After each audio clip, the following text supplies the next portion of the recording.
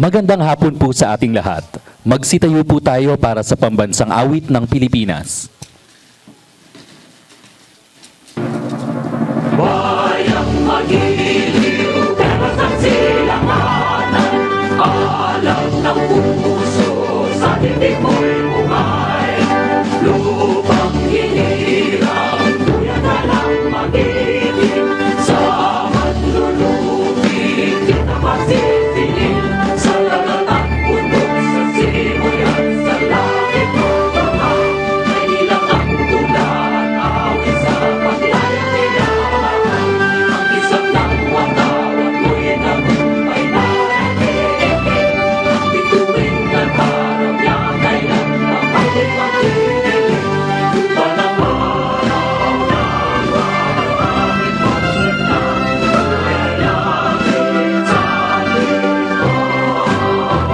Ang ligaya naman may mamagin, malamatay ng dahil sa'yo. Maaari na po tayong umupo.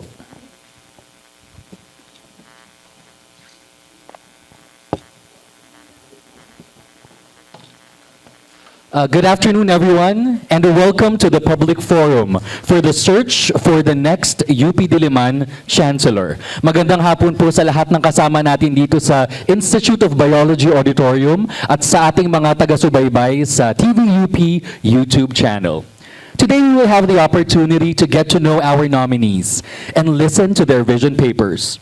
But before we start, I would like to call the chair of the search committee, Professor Amihan Bonifacio Ramolete, to give her welcome remarks.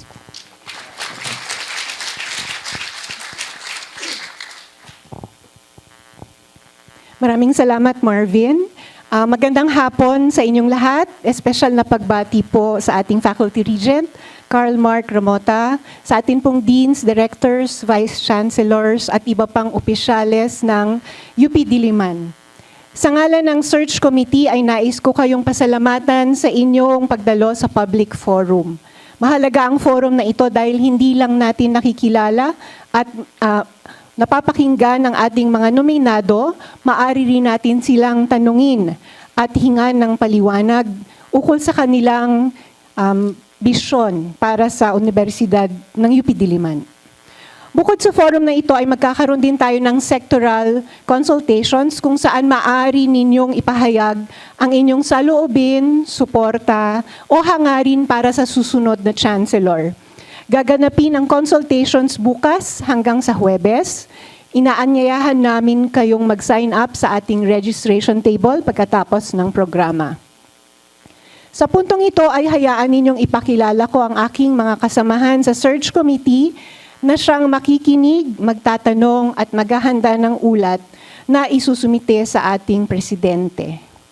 Nandito po sila ngayon, so hihilingin ko po silang tumayo kapag tinawag. Ang ating pong Senior Faculty Representative, Dr. Luis Angelo Danao.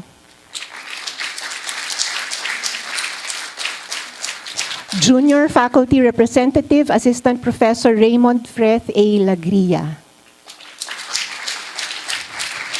Junior Faculty Representative, Mr. Rex Sandro M. Nepomuceno. Reps Representative, Mr. Mikhail Ambrose Agabao. Administrative Staff Representative, Ms. Eva Garcia Cadiz. Student Representative, Ms. Alianes Bagoso. At ang President's Representative, Attorney Roberto M.J. Lara. Hayaan nyo rin pong pasalamatan ko ang mga partner ng komite sa search process. Taus-pusong pasasalamat po sa University of the Philippines System Offices, UP Diliman Office of the Chancellor, UP Diliman Office of the Vice Chancellor for Community Affairs, UP Diliman Information Office, College of Arts and Letters, Institute of Biology, College of Science, CAL Student Council at TVUP. Good luck din po sa ating mga nominado. Hangad namin na sino man ang mapili sa inyo ay tapat at buong puso ninyong paglilingkuran ang mahal nating Universidad ng Pilipinas, Diliman. Muli, maraming salamat po at magandang hapon sa inyong lahat.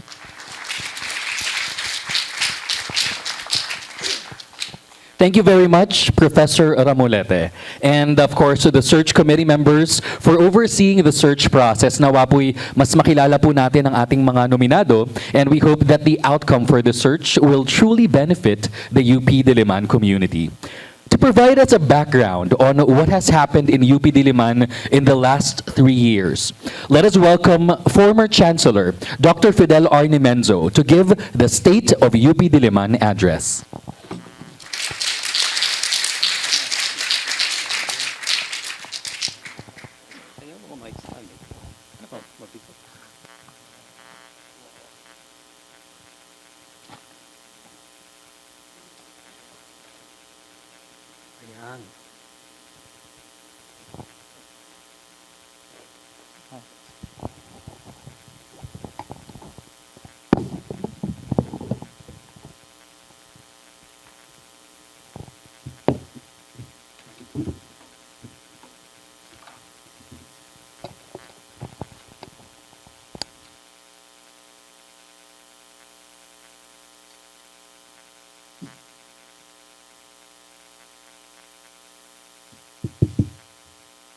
Regent Carl Ramota. Naririnig niyo ako? Yeah.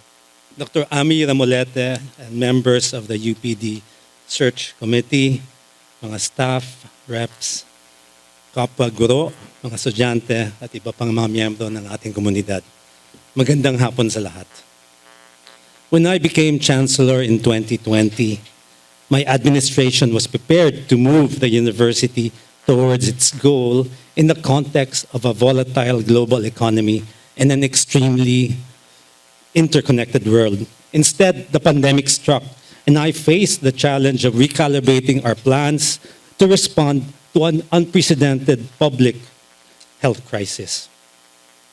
Throughout this pivot, we remained committed to our vision of strengthening UP Diliman as a research university with a public mission.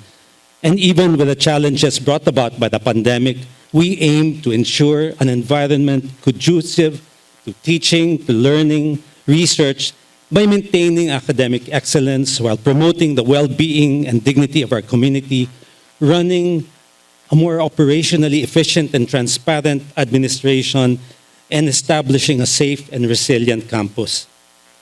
We believed that achieving academic excellence required protecting academic freedom as it is the lifeblood of UP.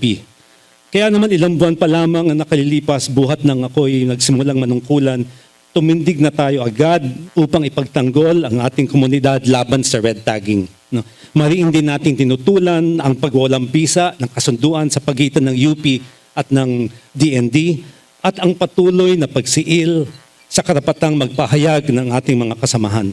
UP should always be a safe haven for civilized and intelligent discourse. The vision paper I presented in 2020 mentioned that we should produce graduates equipped with critical thinking, communication skills, and the ability to do collaborative work, imbued with cultural and ethical moorings necessary in this age of globalization and new technologies. To achieve this, we further strengthened the GE program. Pinagyaman natin ang GE program upang maging plataforma para sa kritikal na pagsisiyasat. Learning and teaching during the pandemic forced the university to move beyond its comfort zones and meet the demands of new realities. We had to prioritize the development of various online platforms and resources. An example of these is the new version of OVLE, which is now linked to the CRS and Turnitin, a program which is used to detect plagiarism. We launched the latest version of OVLE in 2021 and the feature connecting it to Turnitin in 2022. Nagkaroon din tayo ng mga upgrades sa library database at library management system katulad ng Tuklas, gayon din ang Buklod na inulunsad noong nakaraang taon lamang. Ito ang principal application ng ating library para sa circulation, sa cataloging, sa serials management, acquisition at inventory. Matatandaan sa pakikipagtulungan sa Office for the Advancement of Teaching, nagkaroon tayo ng mga programa at pagsasanay para sa mga bagong paraan ng pagtuturo at pag-aaral. Mula sa pagbuo ng mga course pack hanggang sa mga proyektong sumusuporta sa academic needs ng ating mga guro at estudyante. Samantala, pinangunahan naman ng ating Sentro ng Wikang Pilipino ang paglalabas ng Aklatang Bayan online at print to PDF digital project na naglilimbag ng PDF versions ng mga aklat, research at creative work na pwedeng ma-download at maipamahagi ng libre. Mahalaga ang naging papel ng mga ito sa patuloy na pagyabong ng pananaliksik sa ating pamantasan sa kabila ng mga limitasyong dala ng COVID-19. Our global partnerships and networks continue despite the pandemic because we recognize the importance of these linkages. We made sure, however, that as our student, faculty, and staff participated in many international activities, they were safe and protected. This was the reason why the Office of the Field Activities and the Office of International Linkages work together to form our own guidelines for out-of-field work and remote international internships. Our Quality Assurance Office, on the other hand, contributed to the shared pursuit of academic excellence by constructing frameworks for internal and external assessments and helping our units facilitate their academic program improvement plans, ito yung API. It also conducted knowledge management projects in support of our university's higher education ranking submissions. While we recognize the need to design an effective method to gather data that would be considered for our university rankings, we also kept in mind the position that I emphasized upon assuming my post. No? Rankings do not fully capture our mandate as a national university. In fact, we should review academic performance metrics to ensure that we remain true to the core values of our university as we evaluate our performance. Ang aking mga nabanggit ay sumasalamin sa ating pagpursiging patuloy na hubugin ang dangal at husay ng ating pamantasan. At sa kabila ng lahat ng mga pagsubok, nakapagtatag pa rin ang ating mga kolehiyo ng 13 bagong programa, kabilang na ang PhD in Performance Studies, ang PhD in Artificial Intelligence, ang PhD in Data Science, ang dual PhD in Urban and Regional Planning na mayroong partnership kasama ng Technological University of Dortmund in Germany, at iba't iba pang masters at minor programs. While striving for academic excellence, we also created nurturing and enabling environments essential for effective pedagogy, study, research, and work. Diliman's public mission can only be fulfilled if we support our community's well-being and dignity. Inilunsad natin ang bakunahan sa UP Diliman sa pakikipagtulungan ng UP COVID-19 Task Force sa lokal na pamahalaan ng Quezon City. Nakapagbigay tayo ng humigit kumulang 37,000 COVID-19 vaccine shots sa halos 17 individual. 17,000 individual. Kasama dito hindi lamang mga empleyado ng UP, kundi pati na rin mga residente ng mga karatig pook at munisipyo sa Quezon City. Nagawa natin ito dahil nabubilisan natin ang halos 500 volunteers, mga health personnel, kawani, estudyante, alumni, at mga kapwa Pilipino na nagnais magsilbi sa ating komunidad. Ang bayanihang ito ay isang tanda ng pagtitiwala ng marami sa ating programa. Sandali po.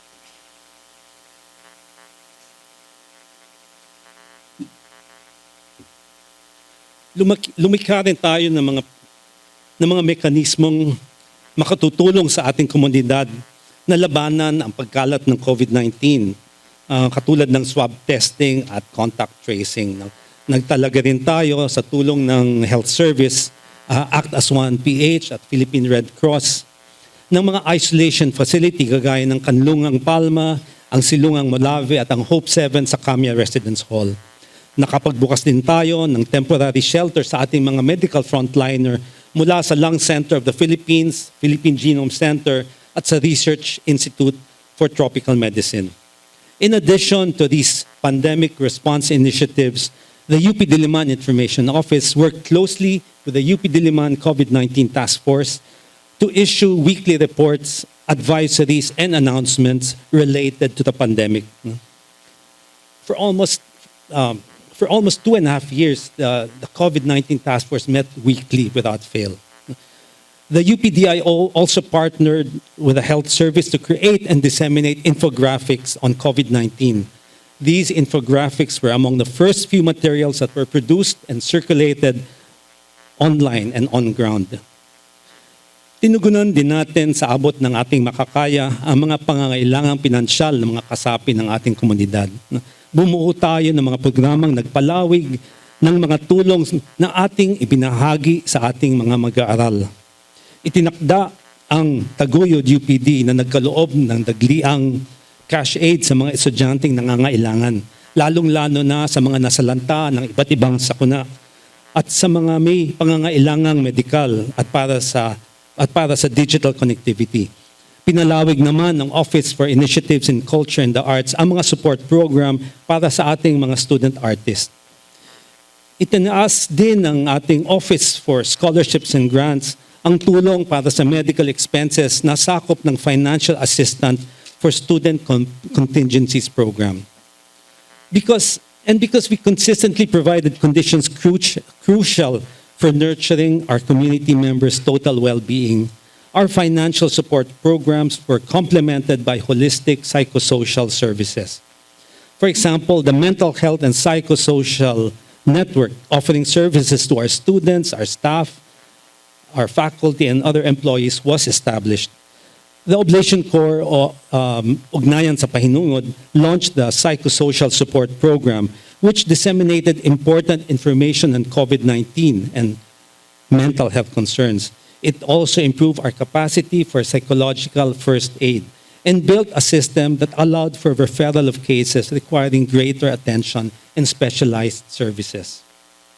For our students, the Diliman Learning Center ensured the continuity of peer mentorships and tutorial services through the e-Kapihan and Kapihan sa Diliman programs, which set up 24/7 study centers, virtually and on ground, during exam weeks. Moreover, the Office for Student Housing worked towards repairing and retrofitting dormitories to guarantee the safety of our students during the pandemic. Because we value every member of the community, regular dialogues and consultations were held with end users, stakeholders, and vendors to help them during the pandemic. Hindi pa sa mga yan natatapos ang pagbibigay natin ng halaga sa pagkaroon ng mga safe space para sa mga kasapi ng ating komunidad. Mas pinaigting natin ang pagrespeto at pagkilala sa karapatang pantao ng bawat isa. Halimbawa na lamang, pinagtibay natin ang patakaran ukol sa transgender and gender non-conforming students' names, pronouns, and titles. Kaakibat din nito ang paglulunsad ng mga kaugnay na workshop at training upang mas lalo nating mapalakas ang pagkilala at pagprotekta ng mga karapatan ng mga kababaihan at LGBTQIA+. In the face of unprecedented challenges, we found ways to maintain operational efficiency while prioritizing the safety and well-being of our community.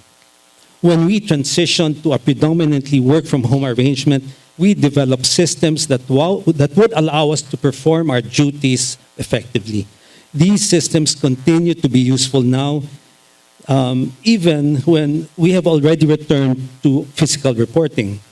The computer center played the critical role in leading the migration of our services from manual to online channels. We launched CostPay, a system that sped up the processing time of the release of non-UP contractual worker salaries. The development and implementation of systems such as Puso, Bulsa, Utak, and SICAP made our processes in the university more efficient and transparent. For example, travel authority applications now take only a few days to process under UTAC. And when the campus eased into a new normal, the new systems we developed for the remote setup only improve the quality of our operations.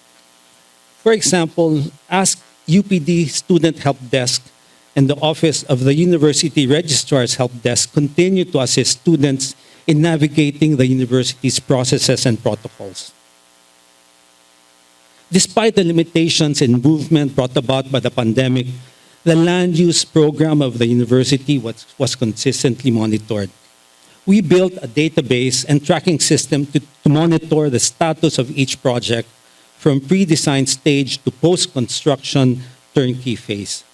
We have also drawn up our LUDIP, or our Land Use Development and Infrastructure Plan, which is a comprehensive campus master plan based on the principles of sustainable and rational asset management and land usage, biodiversity, and environmental sustainability. To help our researchers, measures to improve the procurement processes for projects were established. We have created an office, the Support Office for Research Administration, just last year, to make more responsive the management of externally funded projects. TALAS, o yung talaan ng likha at saliksik, an information management system for research outputs and creative work, is also being developed. In addition, we facilitated several consultations with reps for the publication of a reps manual and creation of tools for reps promotion. We are also in the final stages of establishing our own research ethics committee. Despite operating during one of the most challenging times in the history of our university, we viewed the difficulties we faced as opportunities for progress.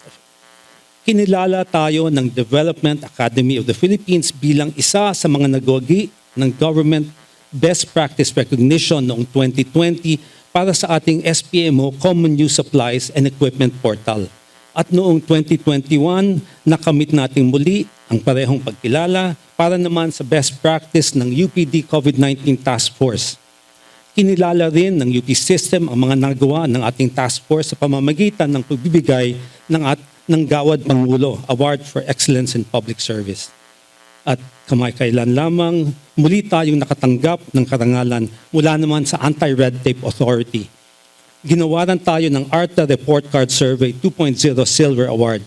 Ito ang pinakamataas na pagkilalang binigay ng ARTA noong taong 2022.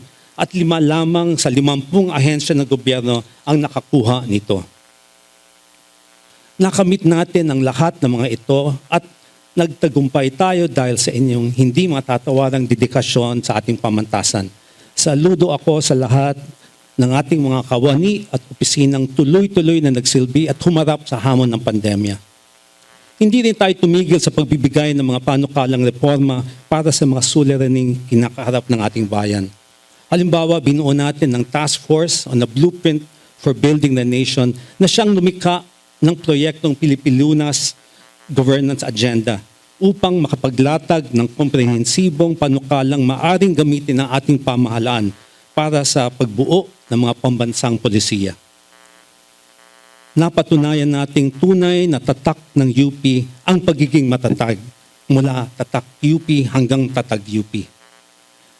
Tatag UP, the information campaign during COVID-19 and beyond, was one of our ways to actualize our vision of a resilient university that is safe. For starters, the health service was provided with new equipment to help it serve its patients better. Additional measures were also taken. The UP Police was given a new patrol car to enable them to better cover the campus. And the CMO, a new generator set for emergency and disaster response. Apart from assuring campus safety, we also strove to make UP Diliman a smart and sustainable campus. As we moved toward becoming technologically competitive, we made sure that our data was always protected. The UPD Data Protection Office facilitated many capacity building activities to help our units address data privacy issues. Its great efforts paid off as the UP DPO was recognized by the National Privacy Commission with a Privacy Management Program Award, attesting to the effectiveness of the methods it employed to ensure the safety of our data. Like the UPD DPO, the Computer Center also addressed cybersecurity concerns attendant to the shift to digital culture. And lastly, we have always been committed to protecting and revitalizing the environment.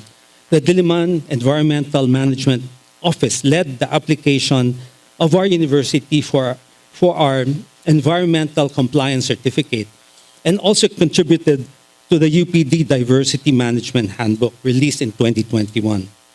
Further, we created the Task Force on Environmental Sustainability, which developed the roadmap to plastic-free UPD. Ang lahat ng mga ito ay naglalayon lamang na patatagin ang ating kampanya para ingatan ang ating kapaligiran. Kayamanang may tuturing ang ating campus, kaya laging isa sa ating mga prioridad ang pag-iingat ng ating kapaligiran. Nais nating maipamana pa natin sa mga susunod na henerasyon ang ganda at likas na yaman ng ating campus. Mahirap ang ating dinaanan, puno ng pagsubok. Ang halos 3 taon nating pagharap sa pandemya, ngunit hindi ito naging hadlang upang magampanan ng ating pamantasan ang tungkulin nito sa ating lipunan. Naunawaan kong marami pang kailangan gawin at tugunan. Mulat ako sa iba't ibang isyong nangangailangan ng mas malalim na pagtingin at solusyon. Ngunit buo ang aking kumpiyansang kaya nating harapin ang mga darating panghamon sapagkat nakaya nating lagpasan ang mas mabibigat na pagsubok nitong huling 3 taon. Alam ko rin patuloy tayong bibigyang lakas ng ating pagmamahal sa UP Diliman at tiwala sa buong komunidad. Ako'y nagpapasalamat sa aking team, ang Office of the Chancellor, Executive Staff na binubuo ng mga Vice Chancellor, ang ating University Registrar, ang Director ng Diliman Information Office. At sa inyo, maraming salamat sa inyong lahat. No? Tahanan natin ng UP Diliman. Patuloy nating mahalin ang UP Diliman. Magandang hapon po sa inyong lahat.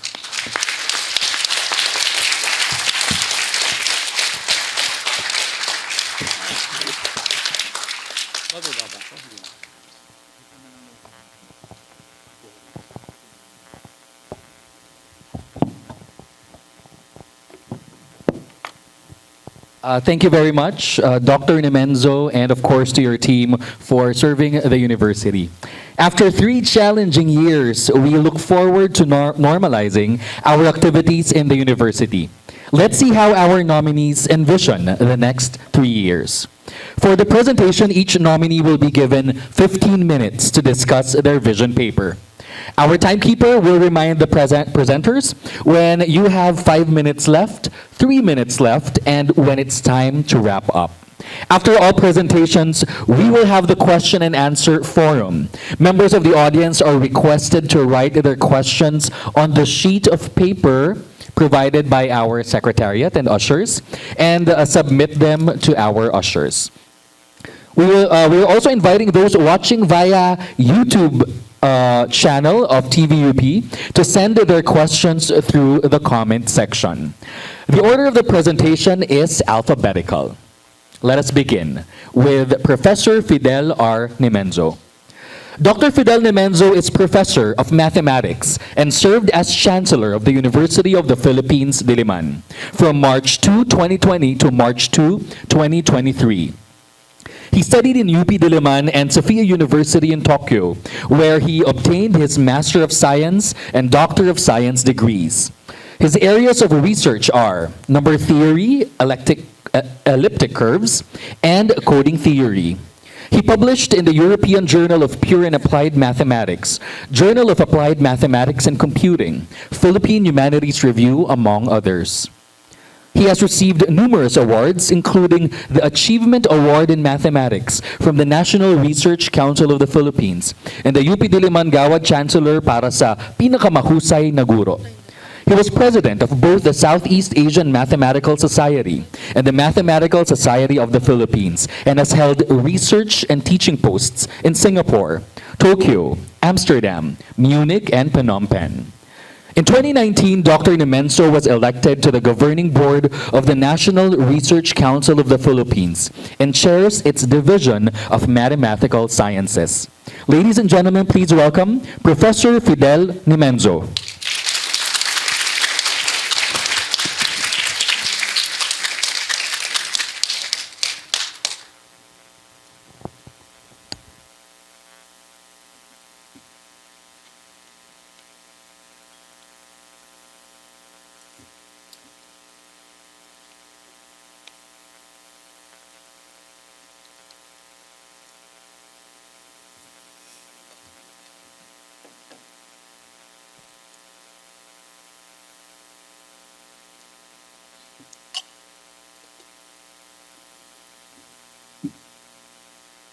Mga estudyante, kawani, mga kapwa-guro, kaibigan, mga miyembro ng ating komunidad. Sa pagtatapos ng aking unang termino, nais kong balikan ang mahahalagang trabahong nagawa natin sa nakaraang taon. Nakaraang mga taon. Kakaiba ang aking termino bilang Chancellor ng UP Diliman. COVID-19 ang sumalubong sa aking pag-upo nung ako'y naging Chancellor noong March 2020.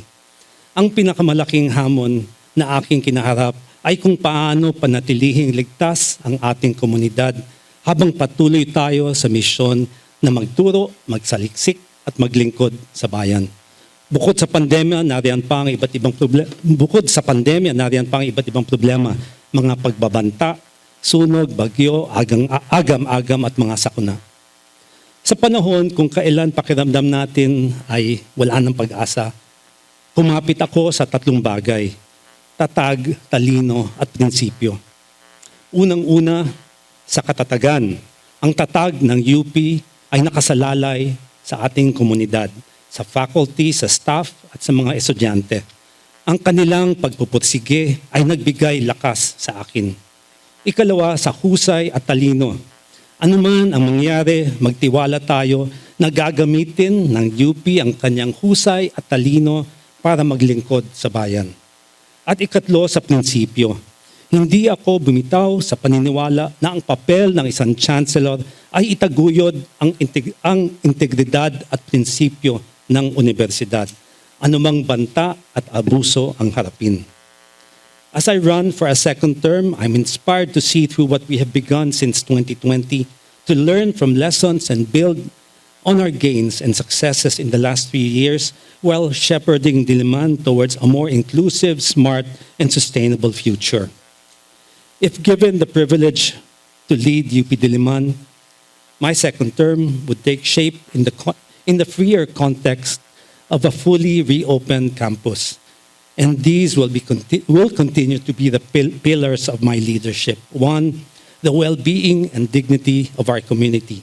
2, academic excellence, academic freedom and integrity.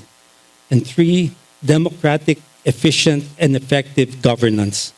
And 4, UP Diliman as a safe, smart, and sustainable campus. 1, well-being and dignity of the community. The heart of UP Diliman is its community.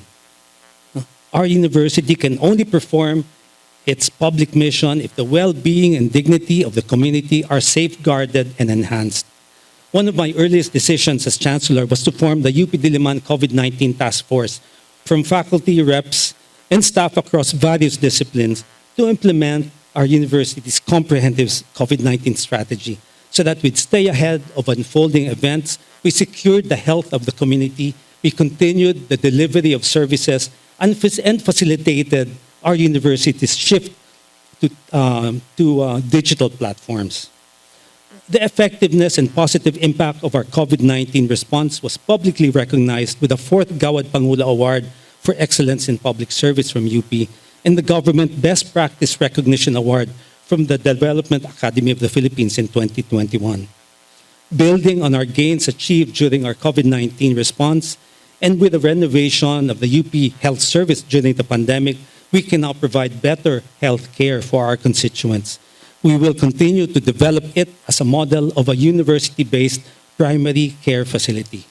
What we want for UP Diliman is to provide an integrated, comprehensive, accessible, and equitable range of services for the health and well-being of all members of the community, including persons with disabilities. We will reactivate the UP Diliman Wellness Committee to promote healthy lifestyles, good food and nutrition, and exercise for our staff, our reps, and our faculty. On housing provisions, we will follow through with the additional dormitories lined up for construction and renovation, and we will seriously study and plan a range of accessible housing options for our staff and faculty.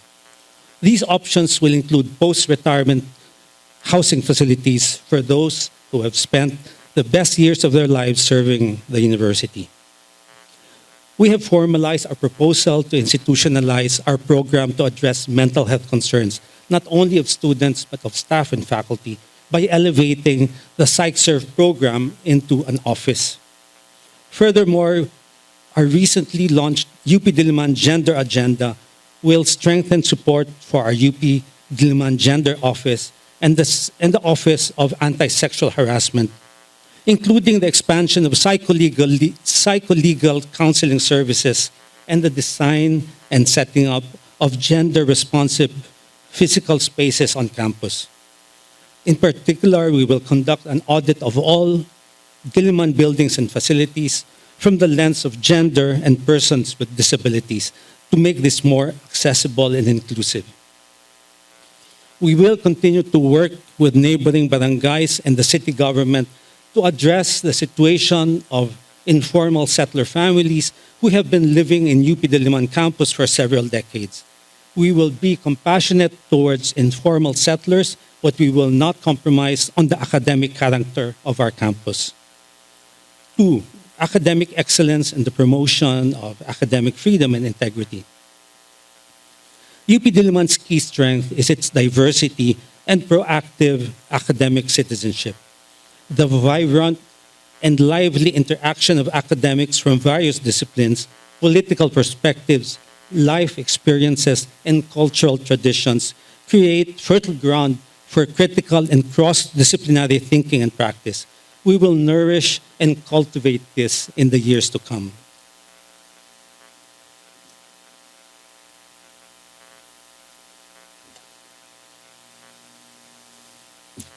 We remain committed to enhancing the new modes of teaching and learning developed during the pandemic, the digitization of our resources, the successful upgrading of the university virtual learning environment, or UVLE, and the effective hybridization of our academic offerings. We will continue upgrading our digital infrastructure on campus and set up programs to upskill our own staff and service providers. Apart from leveraging new cutting-edge programs and curricula, such as our graduate degree programs in artificial intelligence and data science, we will likewise ensure that research management and support remains a top priority. We recently established a new office under the OVCRD, the Support Office for Research Administration, or SORA. This office will help relieve our researchers of the tedious and lengthy procurement requirements for the purchase of materials and equipment, and request additional staff for more responsive research support. While new technologies such as artificial intelligence are enhancing our ways of teaching and learning, we also need to significantly contribute to the discussion of how technology is shaping education and what we can do to promote academic integrity and uphold academic standards.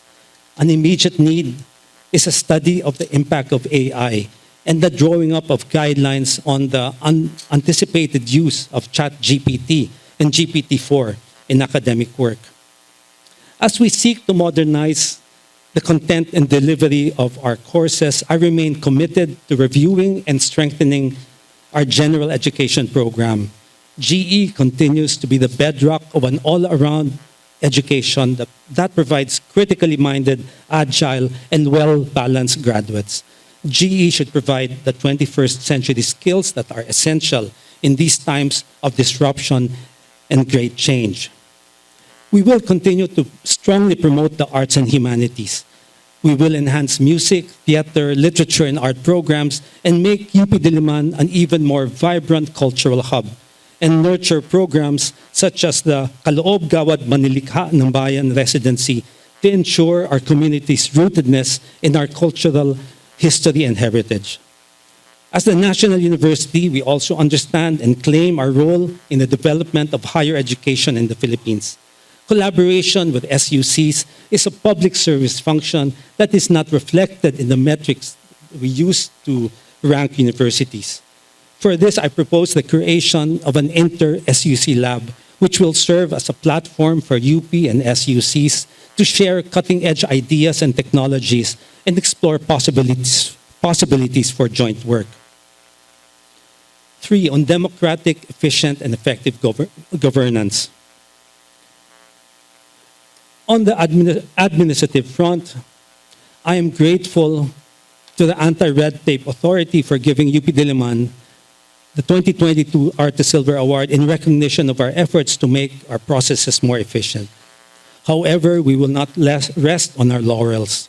The next stage is to further strengthen the innovative programs we have introduced, the Puso, Utak, Bulsa, and Cospay, and move towards integration and interoperability for improved data management and access. Our battle cry for 2023 is to go for ARTA Gold. Finally, in support of the UP System's digital transformation agenda, we will share these information management systems with our fellow CUs and other SUCs and explore if they have systems we can likewise adopt. Diliman is home to not only more than 30,000 students and employees. It is also an ecosystem of hundreds of species of flora and fauna. Recognition of the centrality of the environment in the kind of education that is offered in UP necessitates the strengthening of efforts towards making the campus a model of environmental sustainability. With the 2021 launch of the UPD Biodiversity Management Handbook and other initiatives such as the declaration of April as Environmental Sustainability Month as building blocks, we can strive to continue making our campus a clean and green space in the metro by promoting ecologically sound practices. More concretely, last year we launched the roadmap to a plastic-free UP Diliman, and in the next 3 years we will move towards the realization of this vision and begin its implementation.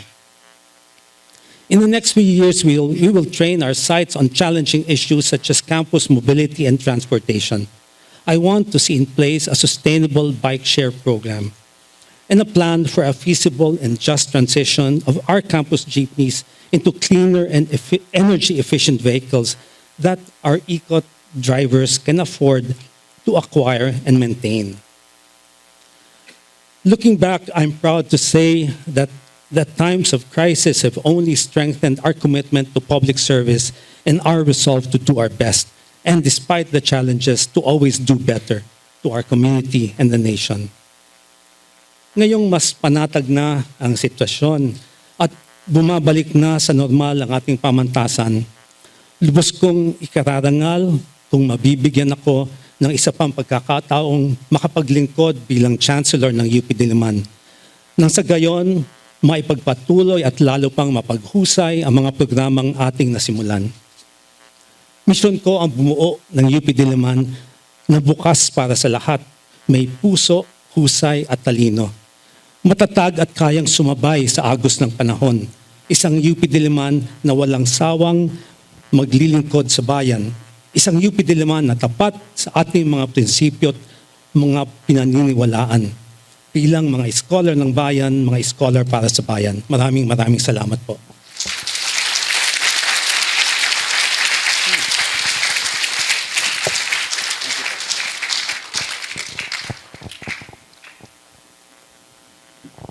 Maraming salamat po, Professor Nemenzo. Ang susunod nating nominado ay si Professor Victor J. Paz.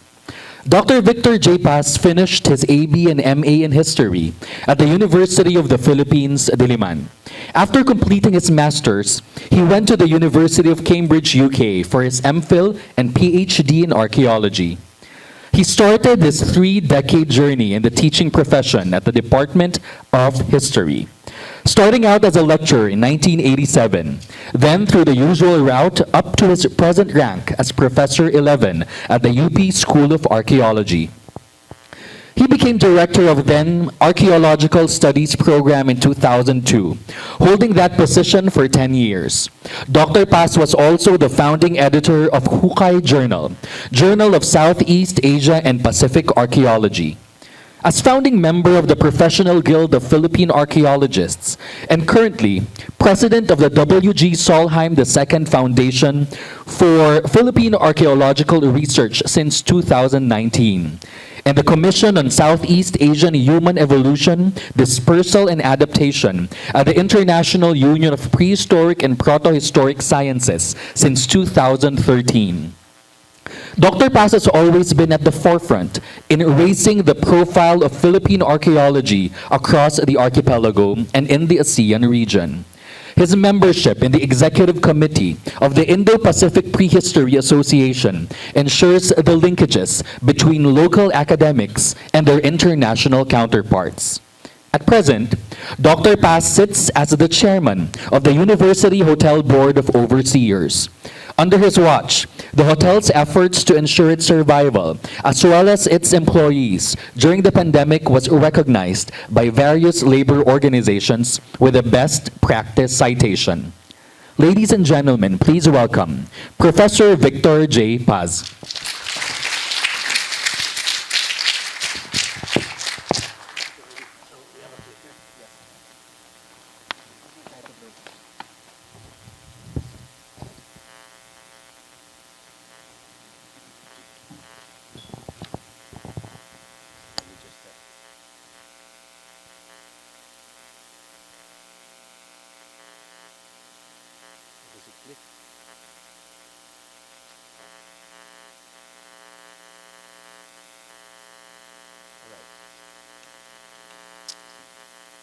Magandang hapon sa inyo lahat, mga kaibigan, mga miyembro ng komunidad. Well, it's an honor, privilege to stand before you to follow the wonderful report of Chancellor Nemenzo and his vision for the next 3 years if he gets his second term. I suppose I will have to distinguish or differentiate myself from the wonderful performance of Chancellor Nemenzo and his vision of the future. It's going to be difficult because we are the same in many, many ways. But the salient difference, I suppose, will be my emphasis on the campus, not only as a place of where we are all located, but a recognition that it has transformed through the years into a place-making focal point, not only of academics, but of a larger section of Philippine society. But a chancellor is not a barangay captain or a mayor of a city like Quezon City. A chancellor is the academic leader, the timon of the university. So the challenge is, in the narrow time of a chancellor's position of responsibility, is to see that we can utilize, maximize the potential of this unique situation that we are a campus and transform the campus into a university town. And what do we mean by that? Well, in many ways, a lot of us have forgotten through the years, without any real intention, that a campus was created in the late 19th century, really to keep people cheek to jowl, to create those dynamic, unexpected interaction among different academics towards the pursuit of knowledge, production of knowledge, and of course, it's sharing the sharing of this knowledge to a larger community, in our case, Philippine society and the world. And therefore, as if ever I am chosen to hold this position, it is my responsibility to make sure that we push from the gains of previous chancellors, the university towards this goal of making UP a university, UP Diliman, a university town. Now, oops, where did we go? Could someone help me here? So, in this short talk, I would like to create at least underscore some salient points of how I envision the next 3 years if chosen as chancellor. The first, of course, is to try to push the university into a transformation of culture in the way we see ourselves and how we lead academically as chancellor, as dean, as department heads, as directors of programs. And I suppose the important points here, as examples, will be to improve the mentoring of heads of units. And a chancellor can help guide a lot of our colleagues who end up being heads of units in being academic leaders in their respective departments or colleges. And that, if you have good deans, then that will cascade to having good department heads, etc., program heads down the line. More importantly, I see as an issue the way we choose our leaders, and now it's across the board, we always choose it through search committees. I don't think that should be the default. I think we should have 2 tracks here. If a unit can demonstrate that they are not fractious, a unit can demonstrate they have a system that they are united in choosing their academic leaders, the chancellor should recognize this and push this towards the Board of Regents, defend it in the Board of Regents through the UP president. If the unit cannot demonstrate this, then a search committee is indeed needed. So in this manner, there are many units, and in our experience, will not have to undergo this very painful system of a search when it is not necessary. The third thing is that we should seriously address the role and the position of non-Filipino members of our community in the faculty, and the mere fact that we have such a scarcity of foreign students in campus already is a sign that we must be doing something not right or it needs to be improved. And this is something that can be addressed and addressed quickly, and this is something that I will be seriously addressing if I become a chancellor. Then, of course, there's a push, like all the other chancellors before, for better graduate programs to increase and make sure that we push several steps forward in all different disciplines, a graduate program, as much as possible. The goal, every program will have a PhD program at hand. I am a supporter of a forest of local journals, and indeed that is something that we will pursue and support financially and intellectually, that if as much as possible increase the number of local journals. We produce information, we can definitely produce knowledge, and wherever that is published, locally or internationally, people will cite it if it is valid.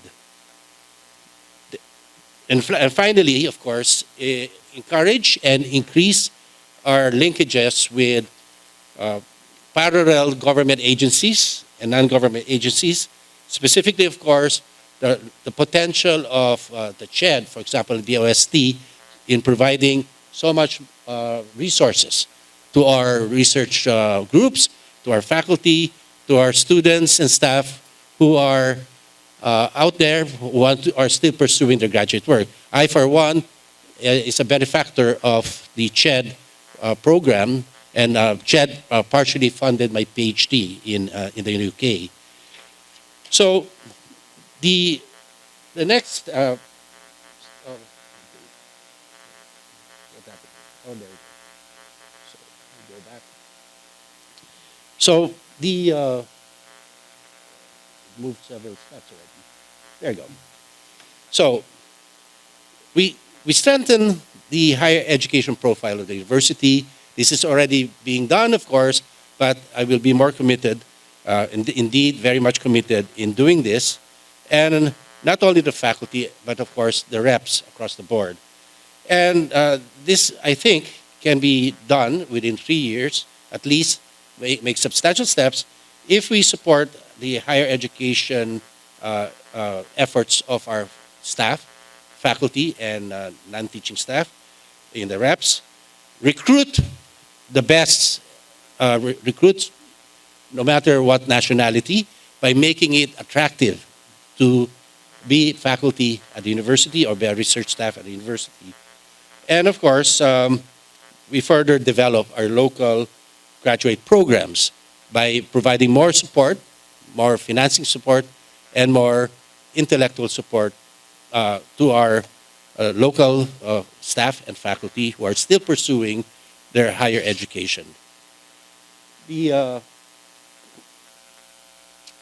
Okay, I believe we still need a lot of work when it comes to assessing what we have been doing.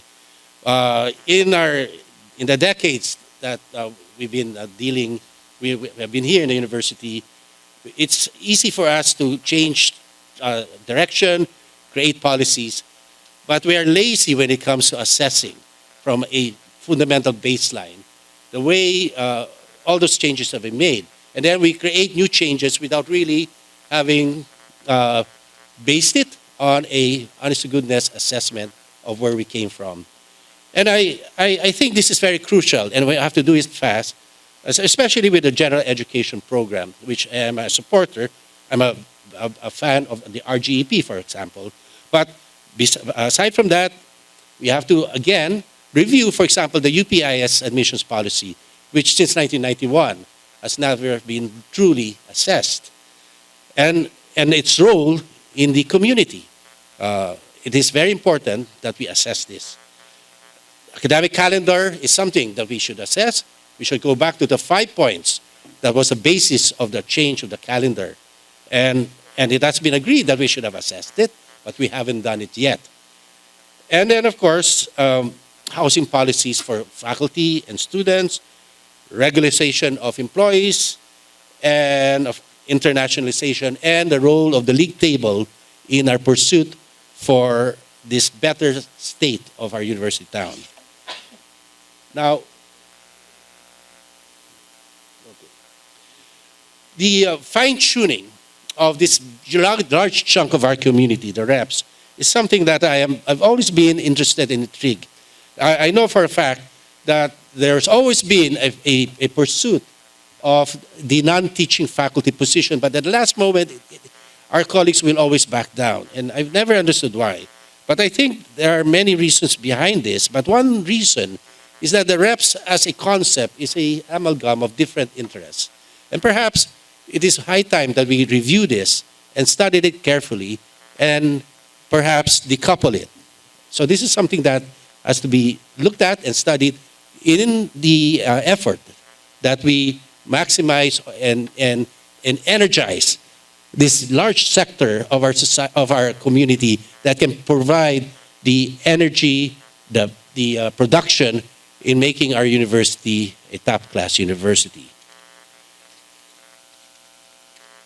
Now, in the UP Charter, in the Section 8, it is stipulated in clear language that we have social responsibility. And that is why, as faculty, for example, we have the extension program as part of our assessment for promotion. And it is encoded in the code of the university. And of course, we have to enhance this further, internationally and locally.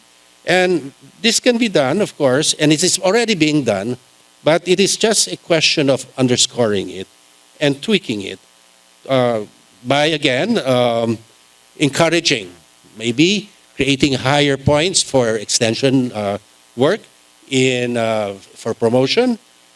We improve our Diliman oil, really making it more proactive, responsive to collaborative work, big interdisciplinary collaborations with international setups and local setups. We can also further improve and support existing programs. I talk about Padayon and other programs that are already in place and encourage this and really expand them. So in this manner, we are just today in the University Council, the College of Education passed and the Council passed a new minor program, and it's on the alternative learning system. So the College of Education has systematized, codified in a program, a minor program, this extension ethos. And this is something to be celebrated and replicated in many other units of the university. Now, student rights and welfare is very crucial in this community that we have, in this campus. And really, we have to be serious in the democratic access of UP Diliman. Again, it's in the Section 9 of the UP Charter, where it's a high time, as far back as Chancellor Saloma has already been saying this, we should really expand the number of students that we accommodate in UP Diliman. And I think we have the infrastructure for it. And this must be seriously addressed. And I think it can be addressed in the next 3 years. This is very important. I find that we unknowingly, unconsciously in our community have a culture to treat our students as their children, and no different from high school or elementary children. And because of that, all our policies are formed and fashioned and expressed in the same manner. They're not children anymore, especially after the K-12. We get them at 18 years old. They're adults, and they're future colleagues and professionals.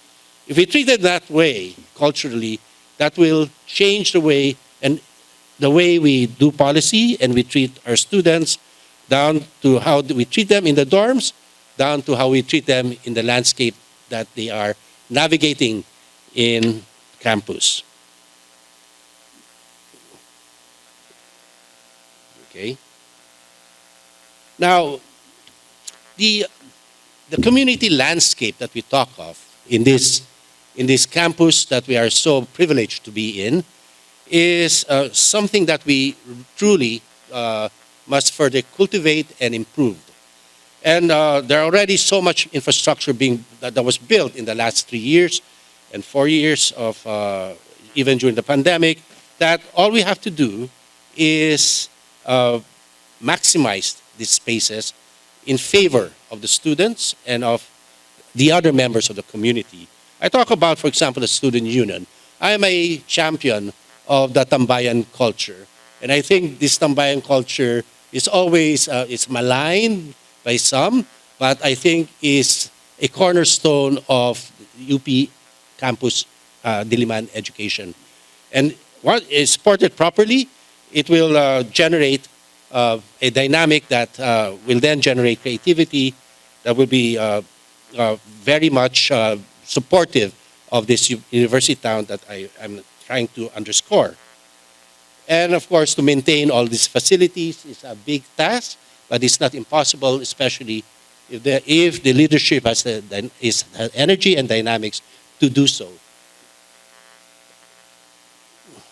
The next point I want to underscore in this program is that I am also a champion of both outside permanent housing for staff, faculty, but also of the campus housing, which is always, in the last few administrations, is something that is seen as a historical product rather than as a dynamic part of a true university town.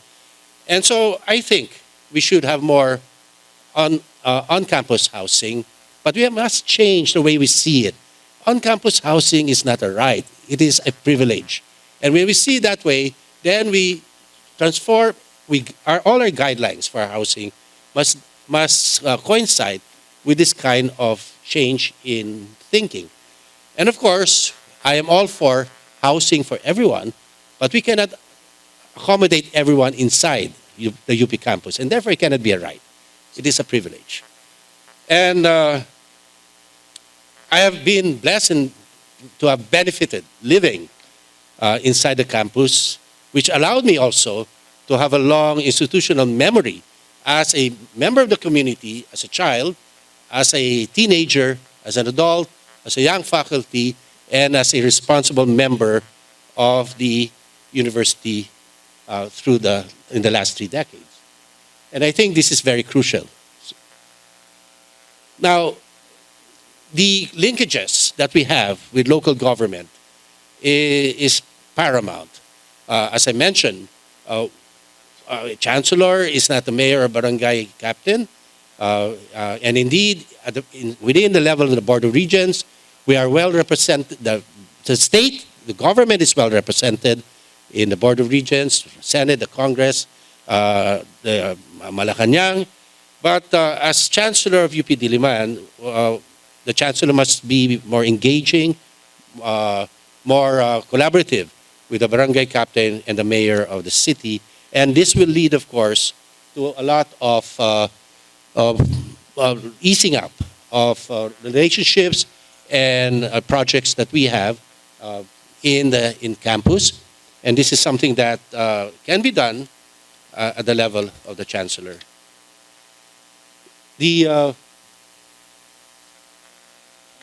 Okay.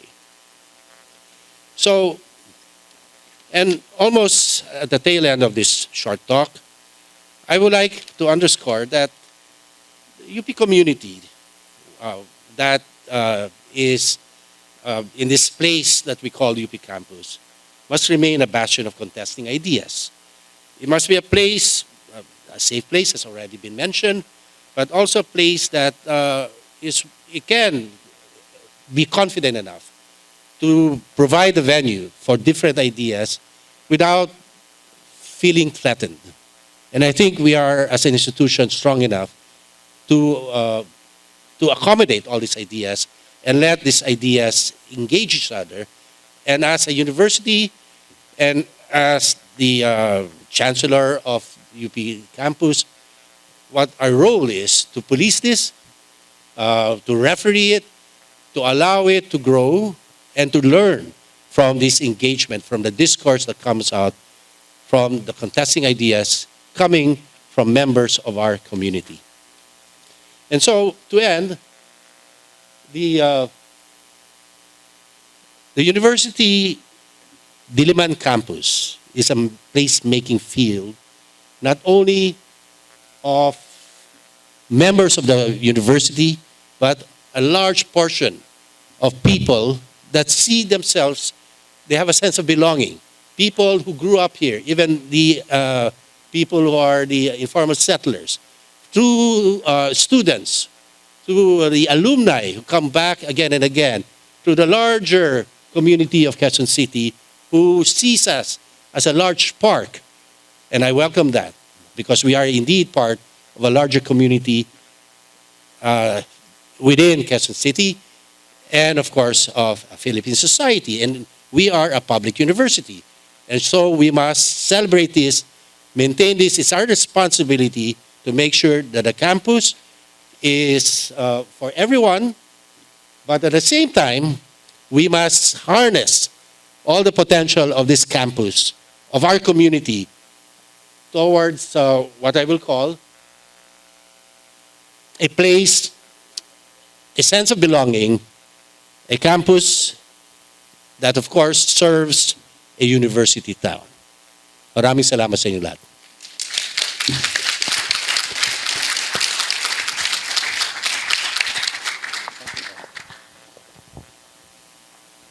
Maraming salamat po, Professor Paz. Ngayon naman po ang susunod nating nominado ay si Professor Edgardo Carlo L. Vistan II. Professor Vistan obtained his Bachelor of Science degree in Molecular Biology and Biotechnology from the University of the Philippines, Diliman in 1998, cum laude. Bachelor of Laws program of the UP College of Law, graduating cum laude and class valedictorian in 2003. And Master of Laws program of Yale Law School in 2017. He is currently completing his doctoral candidacy program with Yale. As an undergraduate student, he was elected College of Science representative where he spearheaded the successful revival of the College of Science Student Council. He was admitted to the bar in 2004 and worked with the Ponce Enrile Reyes and Manalastas law offices, the then Andres Marcelo Padernal Guerrero and Paras law offices, and the Bengzon law firm. Prior to joining the University of the Philippines, he had his own practice in mostly litigation and election cases. Professor Vistan handles Juris Doctor courses and also teaches a course on international anti-corruption compliance in the Master of Laws program. His published works include a co-authored book on the Philippine Competition Act and journal articles dwelling on the intersection of science, technology, and law, such as electronic evidence and the regulation of genetically modified organisms. As Dean of the UP College of Law, he adopted a policy of active engagement, which brought about the successful staging of the first digital and regionalized bar examinations in UP Diliman in February 2022, and the Sharia bar examinations the following month. Partnership with the Legal Education Board for the preparations and implementation of the Legal Education Advancement Program through the year 2022. And the continuous provision of technical assistance to the Parliament and other agencies of the Bangsamoro Autonomous Region in Muslim Mindanao as they go through their transition period and build their institutions. Ladies and gentlemen, please welcome Professor Edgardo Carlo L. Vistan II.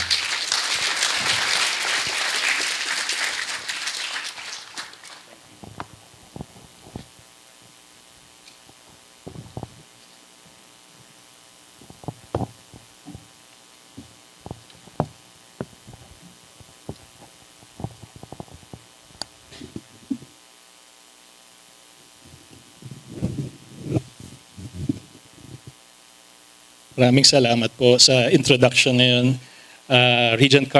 Faculty Regent Carl Ramota, the Secretary of the University, Attorney Bobby Lara, the Chair of our Search Committee, Dean Ami Ramolete, and the other members of our Search Committee, our Vice Chancellors present here, fellow deans, faculty, members of the faculty, students, staff, other guests, other participants in this public forum, my fellow nominees. Magandang hapon po sa inyong lahat. Una sa lahat ay gusto ko pong malaman ninyo na para sa akin, isang napakalaking karangalan ang magsalita sa harap ninyong lahat sa forum na ito para maibalangkas ang aking mga mithiin at mga plano, ang aking vision para sa UP Diliman. Kaya rin naman nagpapasalamat ako sa Search Committee at sa inyong lahat na dumalo sa forum na ito at nanonood sa YouTube para sa pagkakataong ito. Bilang huling magsasalita at pinakabata sa mga nominado para sa posisyon ng Chancellor ng UP Diliman, batid at sinasaalang-alang ko sa mga bagay na aking ibabahagi sa inyo na lahat ng ating ginagawa ngayon dito sa UP Diliman at lahat ng maaari pa nating gawin ay naging posible dahil sa puhunang inambag ng mga namuno, guro, staff, mag-aaral at iba pang tumulong at tumutulong sa atin ng mga nauna at ng kasalukuyang panahon. Kabilang kayo dito, lahat ng mga nasa bulwagang ito ngayong hapon. Kulang-kulang 30 taong nakalipas na nang una akong mapadpad dito sa campus natin bilang isang first-year student. Nagsimula po sa 94 ang student number ko at sa katunayan ay pumasok ako bilang biology major dito sa Institute of Biology bago ako nag-shift sa MBB, sa tinapos ko na MBB program nung undergrad. Ang nais ko lang pong sabihin sa pagbanggit nito ay napakarami na din pong magandang pagbabago at pag-unlad ang nangyari sa UP Diliman simula noong panahon na ako ay nag-aral pa dito. Talaga nga naman, no? We have the luxury of standing on the shoulders of our predecessors and colleagues, of benefiting from the collective output and achievements of the past and current contributors to the continuing story of UP Diliman. Marunong po tayong lumingon sa ating pinanggalingan. It is in this light that I hope you consider and understand the vision and plans for UP Diliman that I will now share and outline to you. Can we have the slides, please? I began the vision paper I submitted with this aspiration that I know all of us share in one form or another. We want UP Diliman to be an academic institution that leads in the holistic formation of individuals and communities through quality and accessible education, relevant research, and engagement with others. We want our university to be the first choice of prospective students, their best option, even as against foreign universities. We want UP Diliman to lead in scholarship, pedagogy, training, research, the arts, music, and athletics, and all that we are engaged in. Our being a leading university, however, must not be dominated by a competitive bent or animosity towards other institutions. We must be a leading university that also leads in helping other academic institutions improve their capacities. I believe that it is only through such a mindset that we can achieve our vision for UP Diliman, that we can fulfill our mandate as the national university. It is only with such a cooperative and outward-looking mindset that we can truly be the best and leading university we know we are capable of becoming. It is only by considering what's happening around us that we can look inwards with a positive and constructive perspective and unleash our limitless potential as an institution. For the next 3 years, therefore, my vision for UP Diliman, the position or condition that I want us all to be in, is a more actively and meaningfully engaged institution. Engagement or pakikipag-ugnayan. This will be the guiding vision and underlying theme, the driving force of my chancellorship should I be given this role. From how I deal with my colleagues in the administration, faculty, and staff, our students, and the campus community, to how we will design and implement programs and infrastructure projects, to how we will position UP Diliman within the UP system and the national and global arena, engagement will be our operational mantra. To be more precise, it should be active and meaningful engagement wherein we collaborate with others so that all those involved achieve their respective goals. This is nothing new. I would like to believe, and I know, that it has always been one of the values or thrusts of the University of the Philippines, ingrained in our system and the people entrusted to fulfill the statutory public service-oriented mandate of the university as the national university. Even then, I sense that we have substantial growth space in this area, especially as we emerge from the global pandemic. We could do better in engaging with each other, with government, industry, and others to whom our work here, what we do and produce here in the university, matter or should matter. This is why I choose to anchor my platform of governance on a vision of an actively and meaningfully engaged UP Diliman.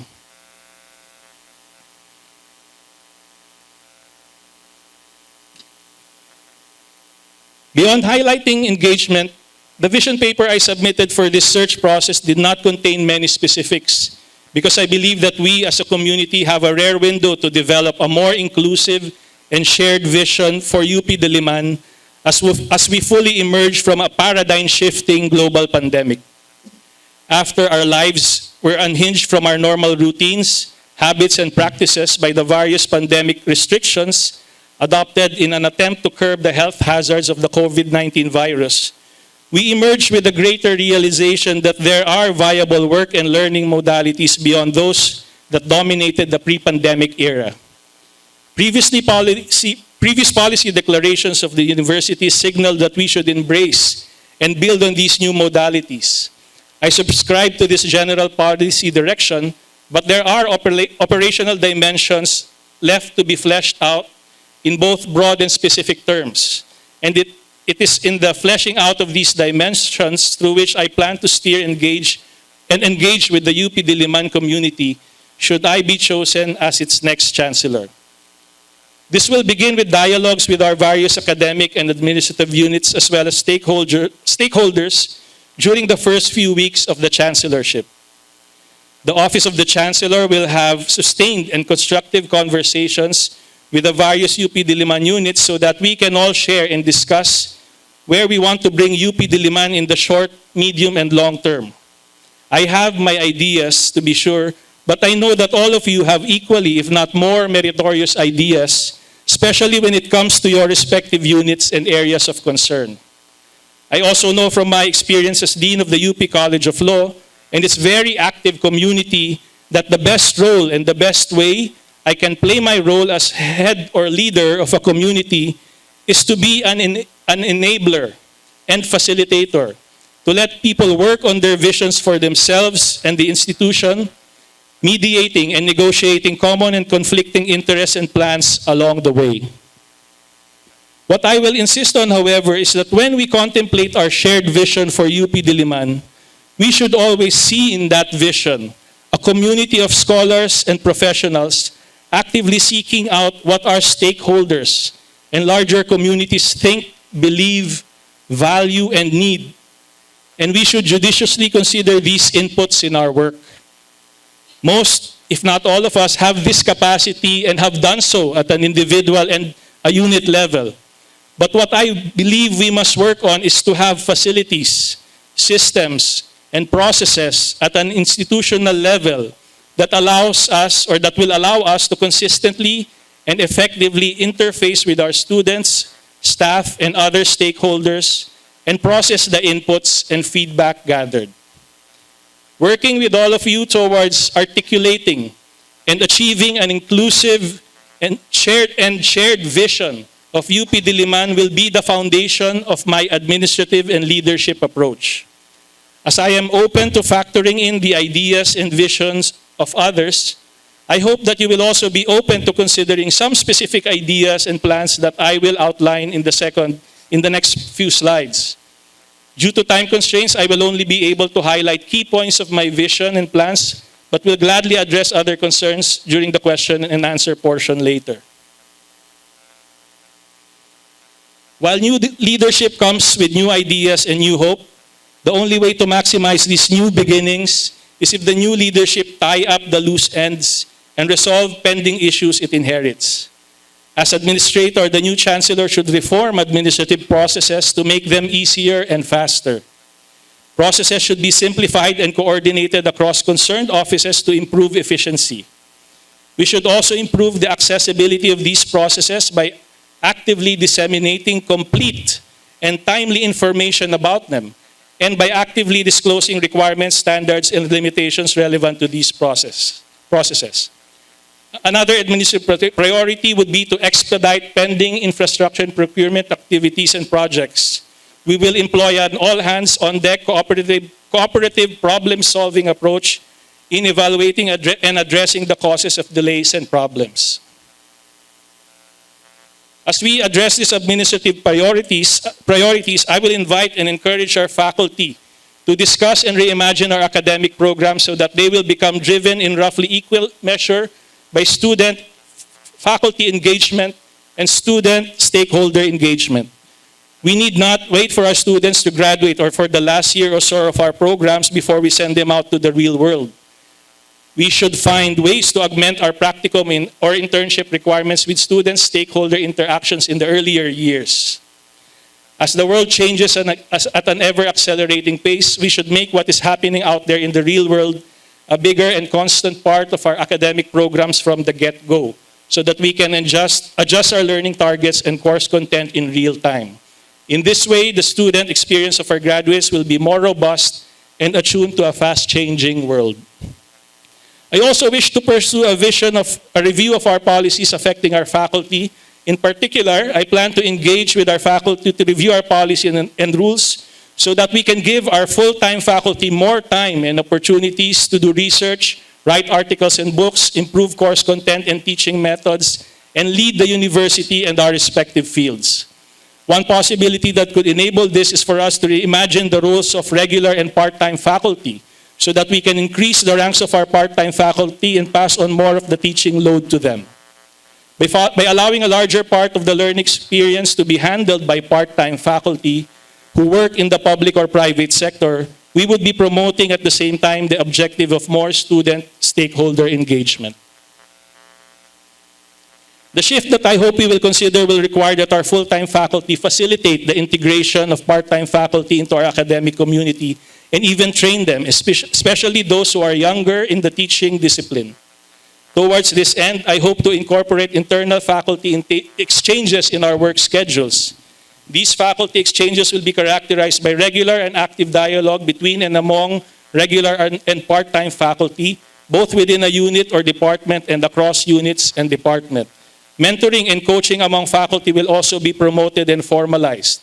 Our specific goal in doing all these will be to improve and update course content, teaching methodologies, and learning techniques.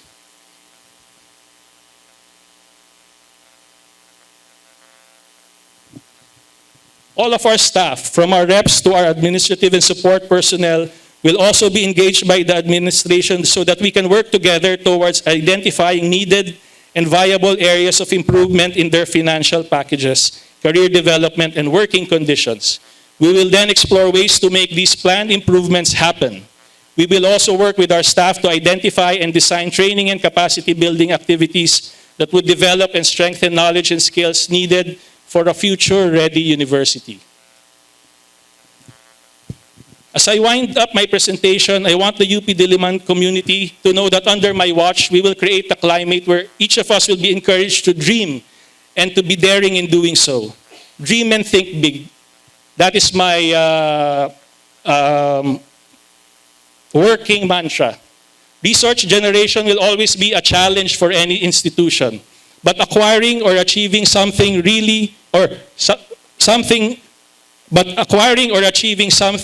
rarely happens out of nowhere. To have something, we must want it first.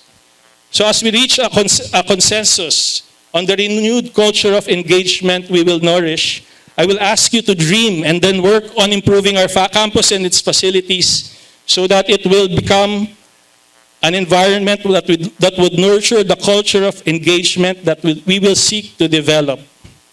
So I will invite each unit to have a wish list of all the facilities, equipment that you think you will need to meet the challenges of the short, medium, and long term. Many great things start with a dream, and I believe one thing we should dream about, reimagine, is that we should reimagine and then build a sustainable campus, a sustainable environment that communicates to the rest of the world. Come to us anytime. UP Diliman is ready to work wonders with you. We should also take the reins of our digital transformation. We cannot just be following the latest application, the latest software. We should be thinking about what we really need and what really works. And this is how we will improve accessibility of education in UP Diliman.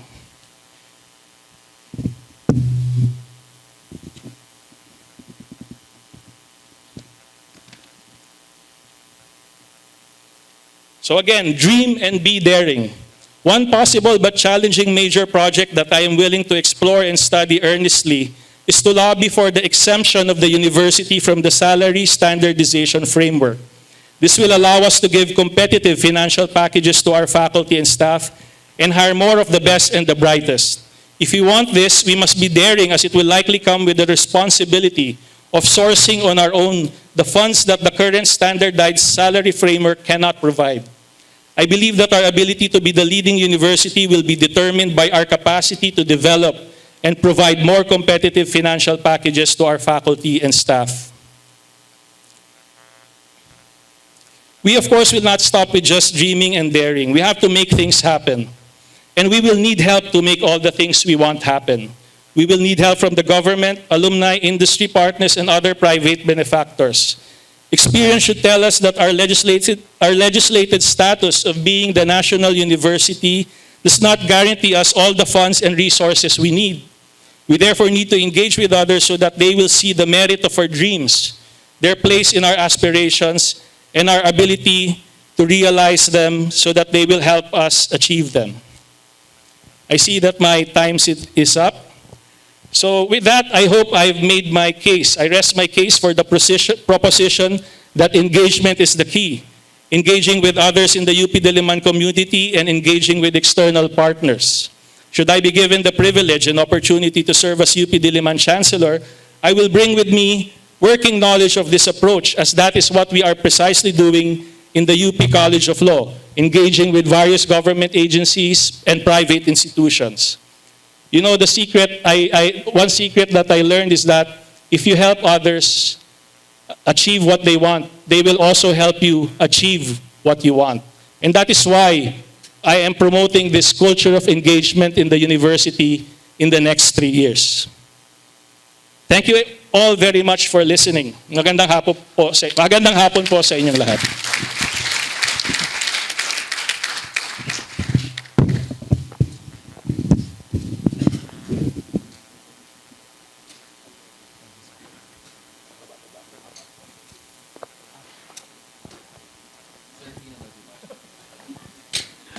Thank you very much, Professor Vistan. Now that we have heard our nominees' vision papers, we will now proceed to the question and answer forum. Nais po naming imbitahan ang ating mga nominado dito po sa harap. And to accommodate more questions, we are requesting everyone to write their questions, comments, reactions on the pieces of paper being circulated. You may address a question to all nominees or to a particular nominee. Para naman po sa mga kasama namin sa YouTube channel ng TVUP, you may send your questions and comments via the comment section. After reading a question, the nominees will be given 2 minutes to respond. If there is a follow-up question, the nominees will be given a minute to respond. We will also be opening the floor later after reading the questions for our live Q&A. Are we ready with our questions?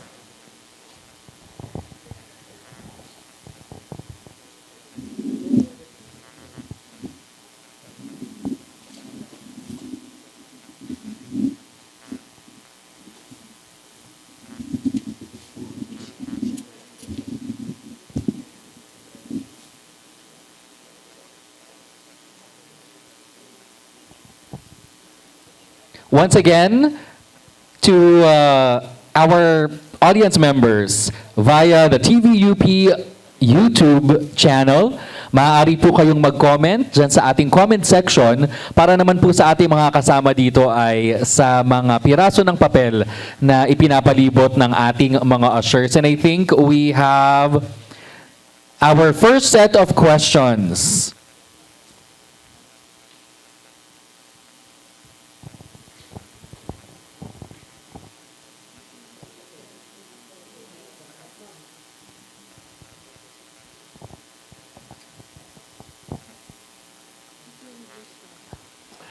Thank you po, Dean Ami. Ito po ang ating question. Sa palagay ko po ang question na ito ay para sa lahat. So bibigyan po natin kayo ng 2 minutes for each nominee to answer this question. First question is, what is your plan to make the university respond to its mandate to become a research and graduate university? What is your plan to make the university respond to its mandate to become a research and graduate university? Simulan po natin kay Professor Nemenzo.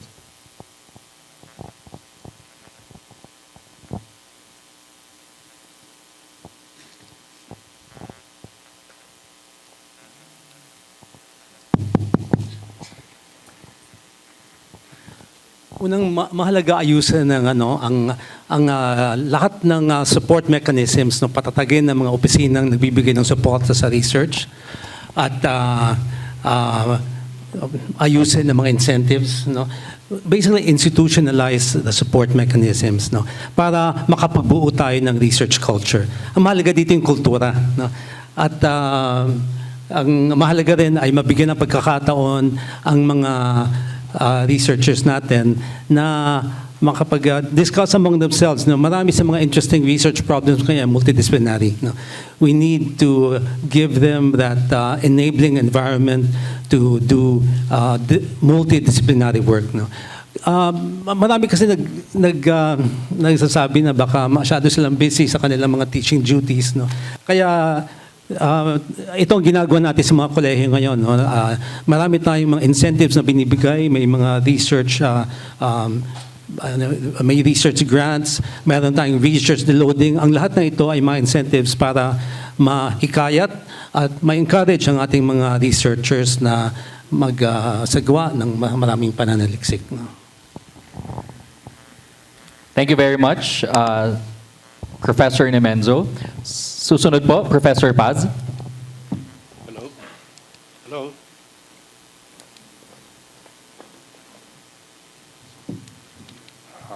Hello? Yes. Siguro una, kailangan encourage natin yung junior faculty. Make them develop their research legs. No? They have to be encouraged. This can be done by, well, many ways. No? Encourage them to publish locally first, and then encourage them, well, not only encourage, push them all to earn the higher degrees, no? To have a career in the university. Well, kailangan talaga ay you get those letters after your name, no? And be part of the research community. More importantly, I think also because through the years, with all good intentions, sometimes we miss the point. We create a lot of systems, but the systems at the end, they tend to dampen the momentum of researchers.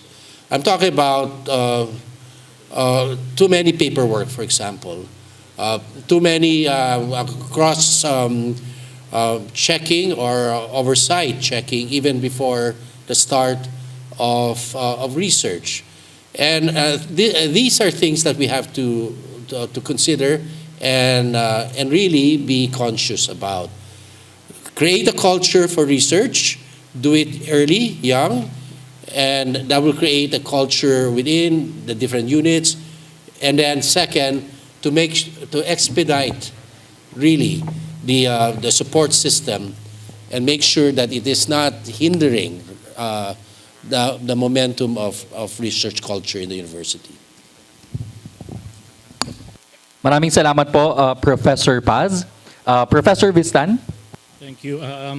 So una sa lahat, no, ako'y naniniwala na napakaganda na ng pagsisimula, no, kung sino man ang next chancellor sa larangan ng research and graduate programs. So napakadami na ginagawa dito sa UP Diliman in that regard. May yung sinabi ko kanina, no, na suggestion, no, to review the roles of faculty, isang malaking hakbang yan, no, para sa akin, para matugunan at improve ano man yung meron na tayo. So, research and graduate university, I think the research should come first. No? Yun muna ang asikasuhin natin. Kasi pag naasikaso na natin yun, no, if we have the best cutting-edge research activities, the graduate students will come to us in droves. So how do we do that? I think we should rationalize our expectations of the faculty. No? Hindi natin kaya, at least sa aming experience sa College of Law, no, hindi kaya na magtuturo ka ng 9 units or 6 or more, no, at magre-research ka pa at the same time. So yun, no, kaya sinasuggest ko kanina, we should review our expectations of ourselves and maybe pass on more of the teaching of the graduate students to part-time faculty. So that's one, no? So with that, lalaki yung oras ng ang ating mga regular faculty to do the research that you want. You will have more time. I'm even welcome to regular faculty not teaching at all kung gusto yun ng community natin. Pero ang maganda naman kasi dyan with the research, no, And with more time, our regular faculty can do other things aside from research. They can train, no? Yung part-time faculty natin. They can improve the course content and they can pass it on to the other faculty. And then in that way, they also contribute, no, to the education mandate of their respective units. And I agree with Professor Paz, no, yung administrative aspect ng pagre-research, dapat simplihan yon. At prinisenta ko rin naman yung sa aking slides kanina na isa yun sa aasikasuhin natin. But beyond simplifying the research-related admin processes, I believe we should have an office that will consolidate these processes and that all faculty doing research can pass on these administrative tasks. No? At tutulungan kayo. Kung di nyo man gusto ipasa, pwede kayong tulungan ng office na yon. Ito ay hindi rin original idea. I think work out na rin yan ng Diliman at ng ibang campus at ibang constituent universities. But to have that, no, to simplify the admin processes related to research and to have an office helping all of our faculty with those things para hindi na nila masyadong iisipin, I think that would go a long way in promoting the research and graduate agenda of the university. Maraming salamat po, Professor Vistan. Ang susunod naman po nating katanungan, muli po ay para sa inyong tatlo. What is the role of the liberal arts and general education in the 21st century? What is the role of the liberal arts and general education in the 21st century? Ngayon naman po simulan po natin kay Professor Paz.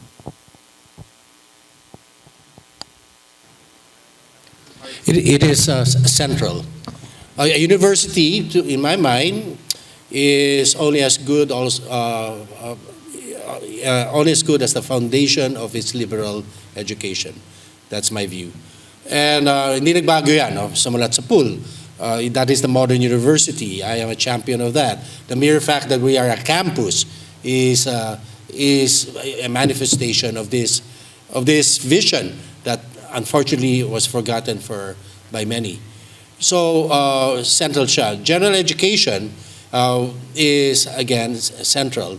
As I mentioned earlier, I was a champion of the RGEP, but again, I was also critical that it was not assessed for a decade and transformed in piecemeal, and therefore we really don't know how our progress in terms of providing the best way to provide general education in 2023, if you ask me. So we need to assess it again. So it's central, liberal education. This is sa tingin ko, ito yung antidote natin in this, itong seeming threat of our artificial intelligence, no? Seeping into the everyday exercises for students. And I'm not afraid of this, and I think the university and UP particularly will be, we will equip our students, and we are capable to address this issue of the ethics behind artificial intelligence. So yes, liberal education is central. Thank you very much, Professor Paz.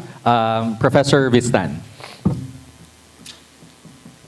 I think general education, the liberal arts, so anything beyond our specializations, the sciences and engineering technology, is essential. It's just unfortunate that the economies, policies of today focus on developing scientific and technical capacity.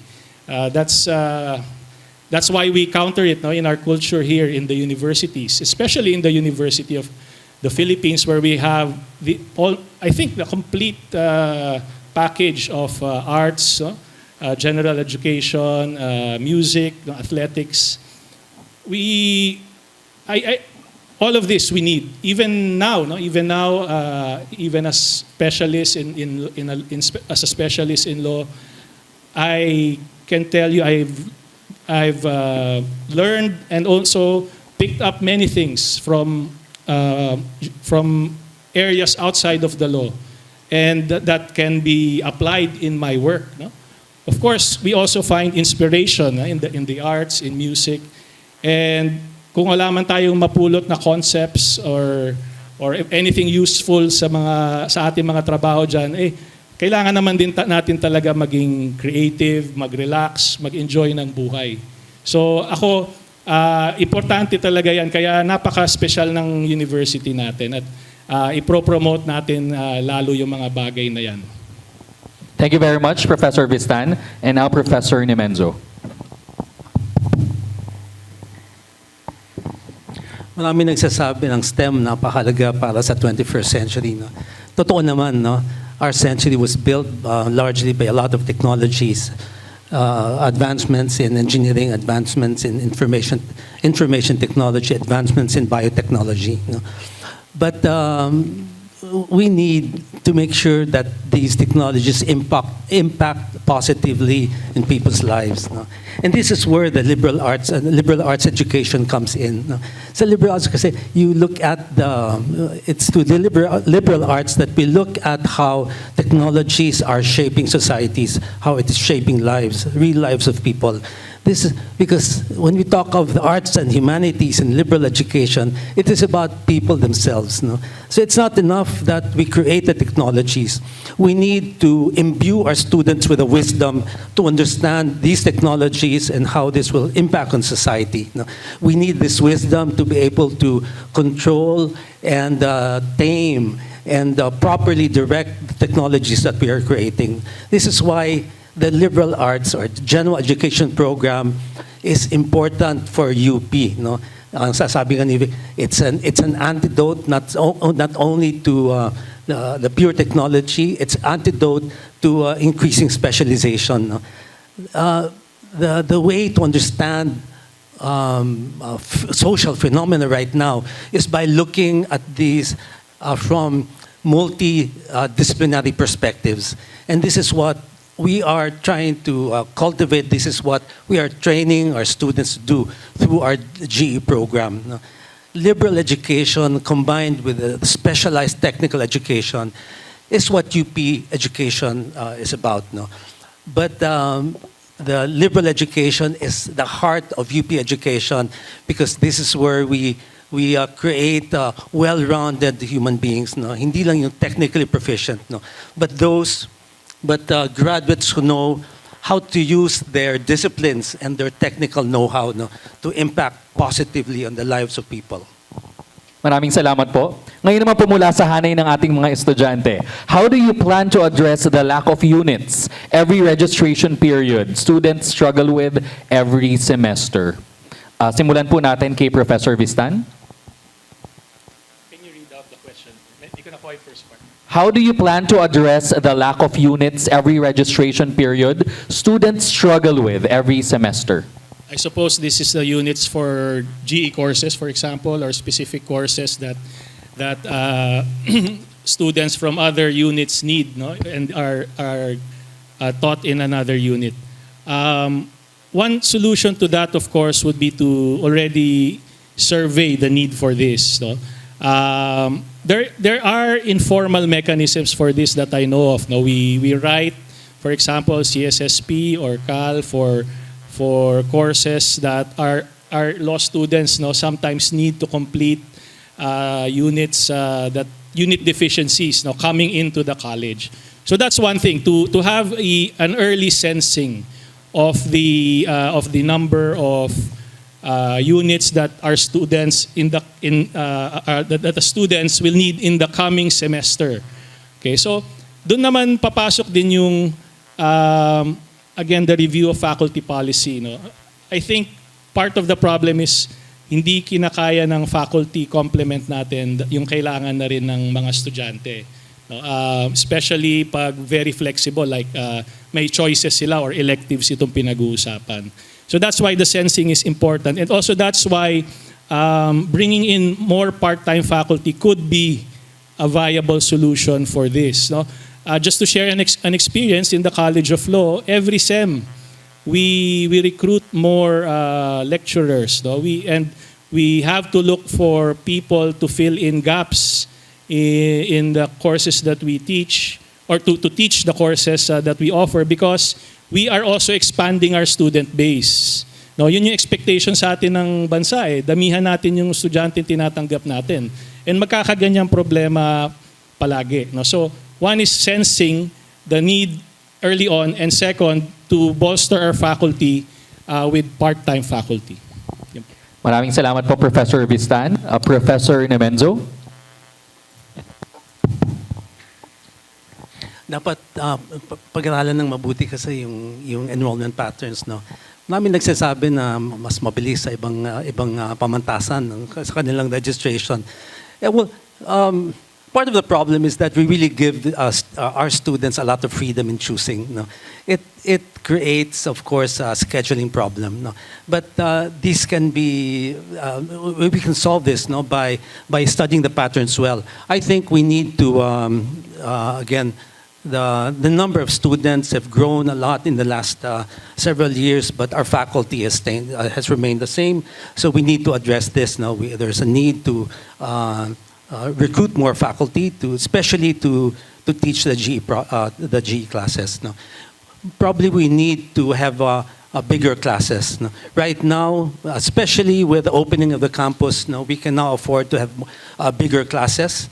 We have to retrofit our classrooms and use technologies available to us, no, to be able to deliver our classes to bigger audiences, no, and experimenting with smaller discussion classes. But this is really it really depends on the planning of big classes and discussion classes that should be done at the level of the units, no. Ayun, I think right now we are studying the data. No, I think a lot of these can be solved by properly scheduling, by increasing the number of classes, by increasing the size of our classrooms, and by recruiting the appropriate number of new faculty. Maraming salamat po, Professor Paz.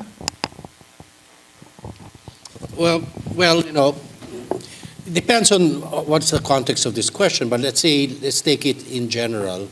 Nagkakaproblema naman talaga ng kakulangan usually sa offering ng mga GE. And nagkaproblema pa yan, natural, kasi bumalik tayo doon sa maraming required GEs. And therefore, departments are overloaded. And that's where Vistan suggestion is very important, to be on top of it, and then and immediately units must be able to adopt and address this seeming or this lack of units or positions. I am with Chancellor Nemenzo that I will champion the right of the student to choose, rather than to make registrations very simple and give them a template of what courses to take and just give them these courses every term. Again, they are in university and they must celebrate this right of choosing the courses, the professors that they want to enroll in.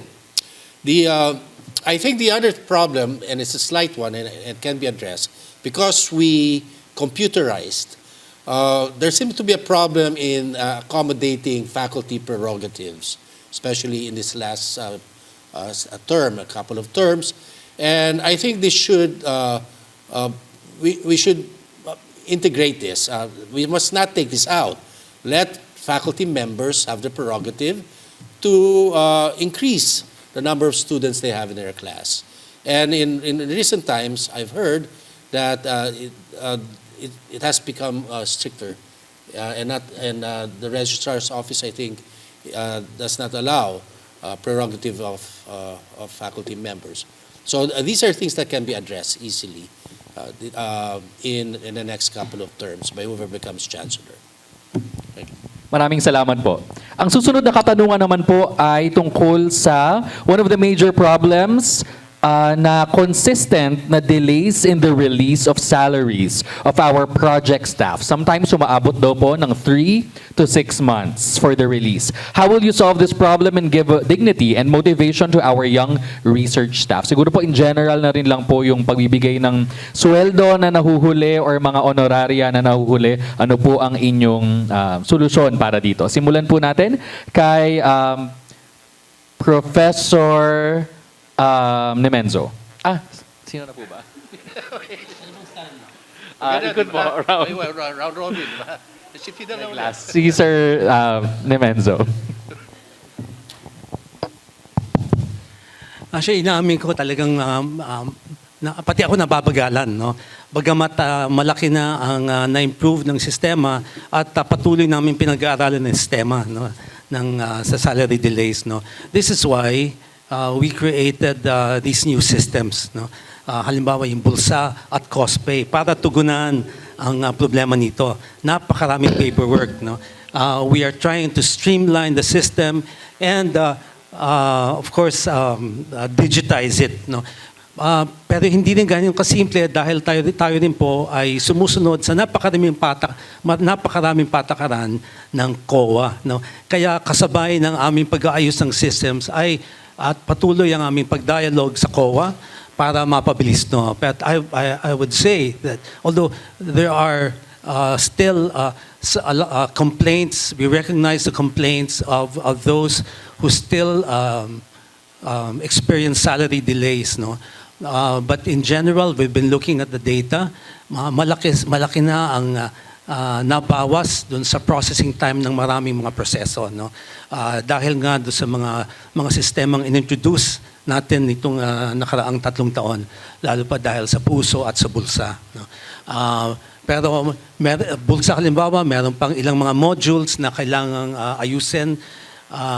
Accounts payable, yung liquidation, cash advances, ito po ay inaayos pa, no? Patuloy po ang implementation ng bulsa at pag-aayos nito, and all these new modules, no, they hope to finish within the year, no? At patuloy rin, gaya na nasabi ko, ang pakipag-usap sa COA.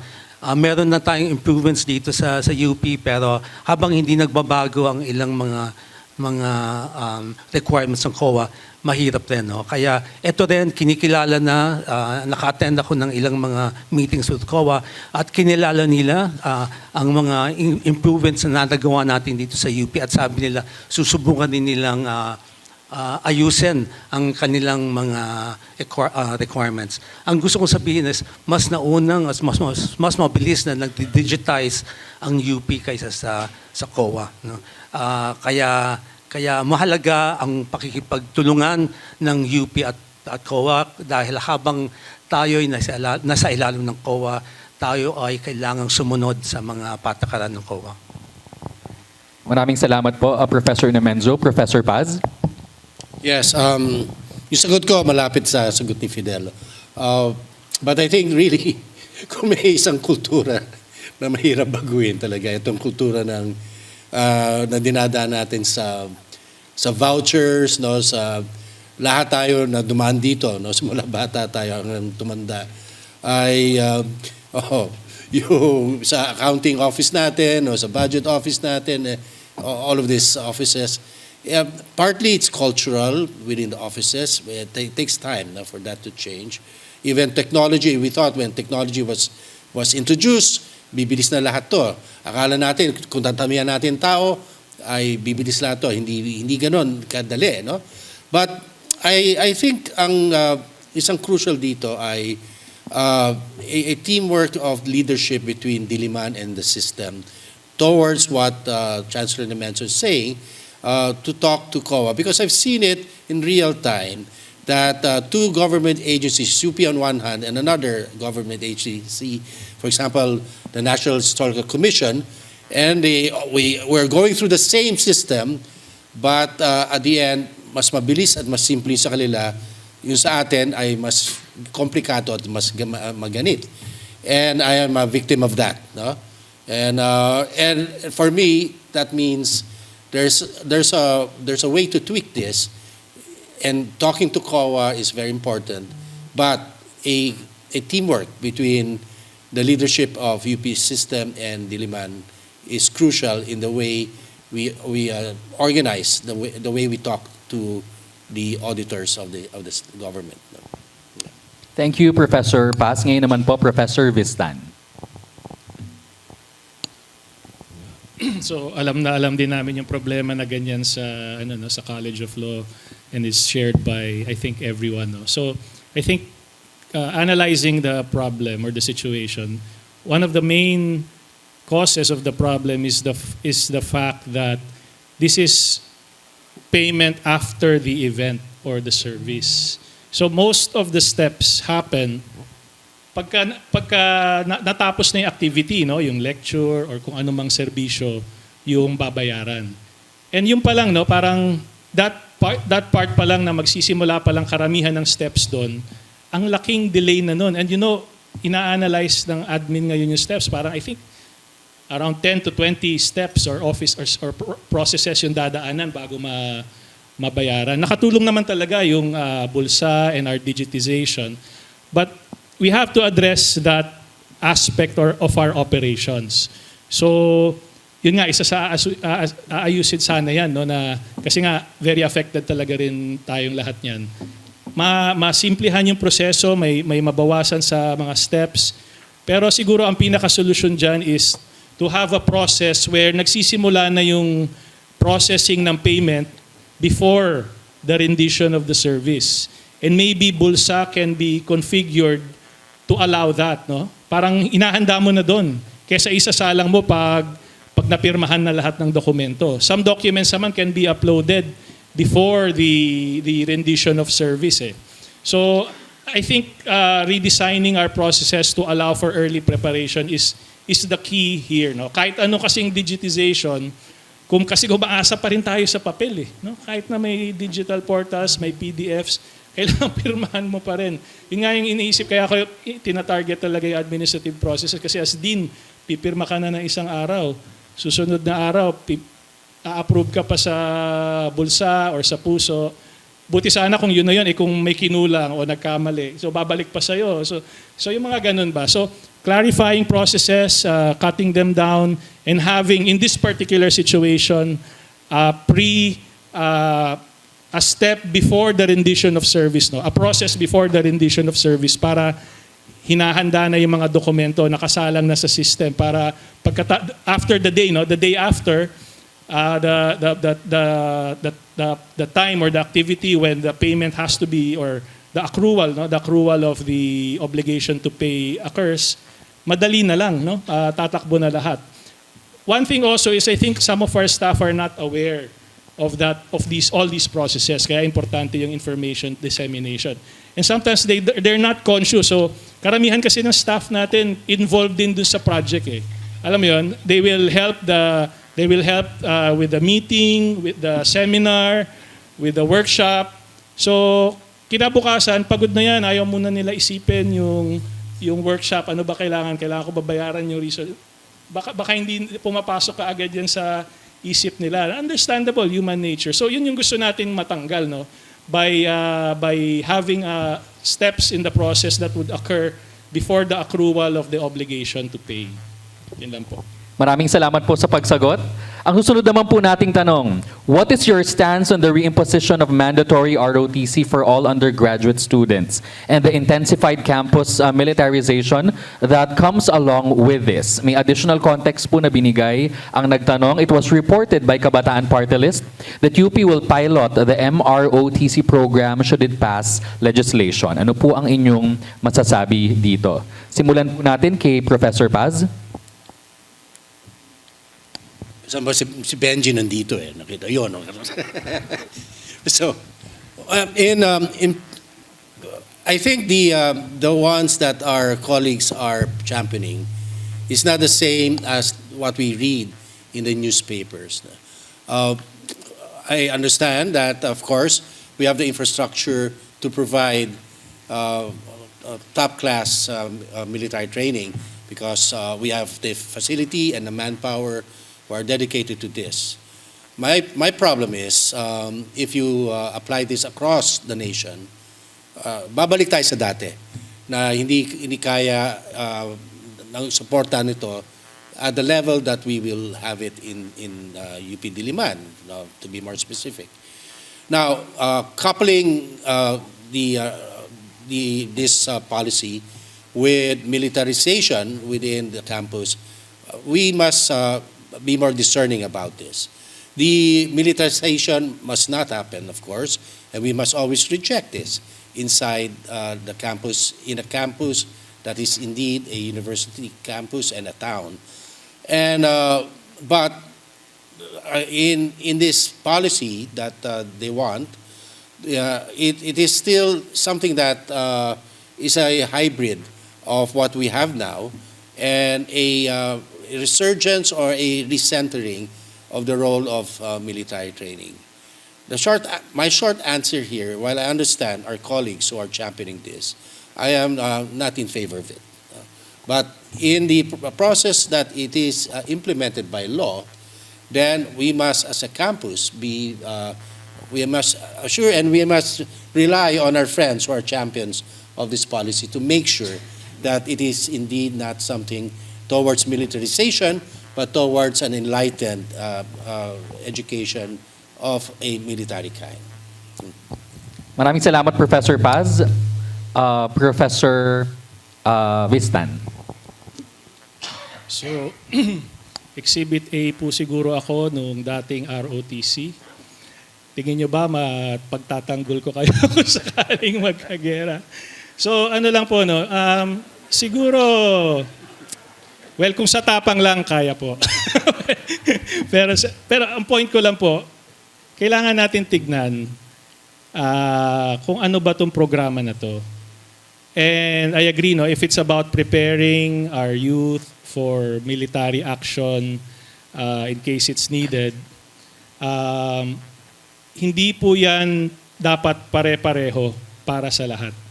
No? Kailangan natin tanggapin yung fact na hindi lahat kayang maging infantry. No? I'm just using the terms of before, field artillery yung time ko. Meaning, we have to, like now, no, there are choices. We have to give our students choices. And I don't think we should just embrace parang mandatory ROTC without knowing what it will entail. Yun na, kasi nanggaling na tayo dyan eh. No? Nanggaling na tayo dyan. I don't think it's effective. Whether we have mandatory training for something like that, we should give our students a choice. We do have a reserve corps in the military, no? Very active sila, very professional. And maybe we can work with them to open the doors to our students towards that route. No? But to have something like before, I will not agree to. No? Kasi I think we should also recognize that iba na rin yung panahon ngayon. We should also recognize the individual and different capacities of our students. Yun lang po. Maraming salamat po. Professor Nemenzo? I am against mandatory ROTC. No? Marami sa mga goals ng ROTC, halimbawa nation building, no? Civic duty, ang sinasabi ko, maaari din itong ituro no, sa existing NSTP programs natin. No? Pero ako po hindi anti-military. No? Kinikilala ko ang papel ng military sa pagpapatakbo ng isang bansa. No? The military is an important component of the state. No? But we need to really recognize the difference in the functions of academia and the military. No? This is why the UP-D&D agreement that was unilaterally abrogated, no, was a good document. No? It was not it was a document of mutual respect of the two mandates of the university, which is to produce knowledge and produce graduates, and the military, which is to protect the state. No? Ang sasabi lang dito, but there are lines that you don't cross. No? And that line is academic freedom. Ano? So it was an agreement of, as I said, mutual respect. We respect your mandate, we respect our mandate. No? But please do not enter the university without authorization from us, no? Because of the effect of military presence, no, in a university that is supposed to be a safe haven for ideas. No? Ilang beses na rin ako nakapag-usap sa Vanguard at dati at kinausap nila ako kung pwede bang humingi ng suporta sa kanilang panukalang gawing mandatory ang ROTC. No? Sabi ko, hindi naman ako anti-ROTC, pero sabi ko, wag sanang mandatory. No? What you can do is to make ROTC more relevant or even more relevant, more attractive to students. No? I think I was very critical. I was very open about my criticism of the ROTC curriculum. No, but if you can make it more relevant to students who are interested in the many dimensions of military work, especially the non-combative work, I think that's very important. No? Gusto ko lang sasabihin na nung 2 years ago, andito si Dr. Vallejo, nagbuo ako isang task force para pag-aralan yung possibility na magtayo na isang program for security studies. No? Ang security studies ay hindi lamang po military aspect. No? This is really a multidisciplinary area. No? When we talk of security, we not only talk of military security, but economic security, food security, health security. No? And the university is the best place to have such a multidisciplinary study of securities. Of course, the military will be part of this. That's why I ask members of Vanguard to take part in the discussions. No? But we need to really broaden the idea of security. And the university, as I said, is the best place to look at the different perspectives. No?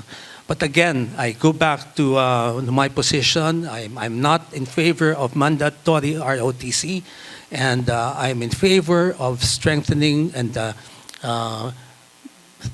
upholding the agreements we have with the DILG and the DND, regarding the protection of academic freedom in our campuses. Maraming salamat po. Next question. If elected Chancellor, how do you think should commercial establishments like the UP Shopping Center be utilized?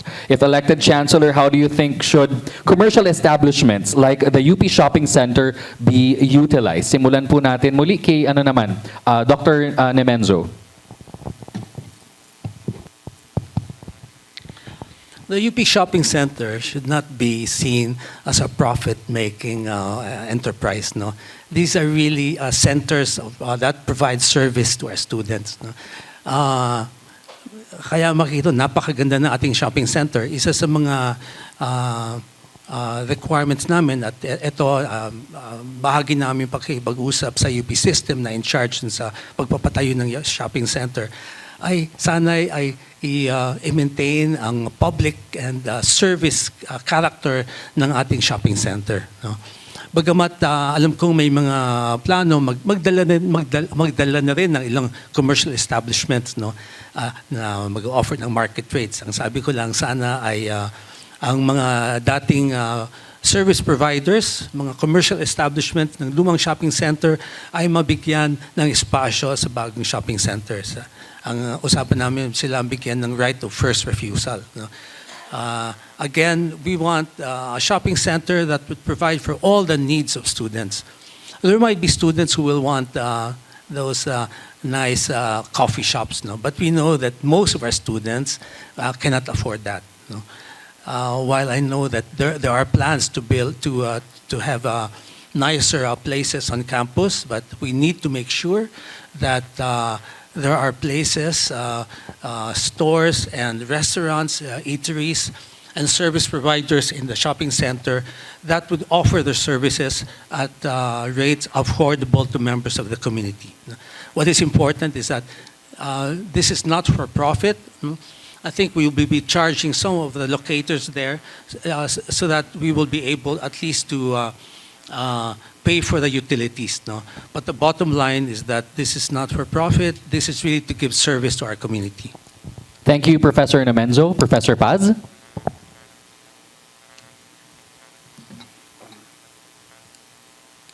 I'm with Fidel on this. When the shopping center was first built, I remember as a child, it was, kala namin parang alimol. At yun yung sinasabi, parang alimol daw. Social, ganyan, no?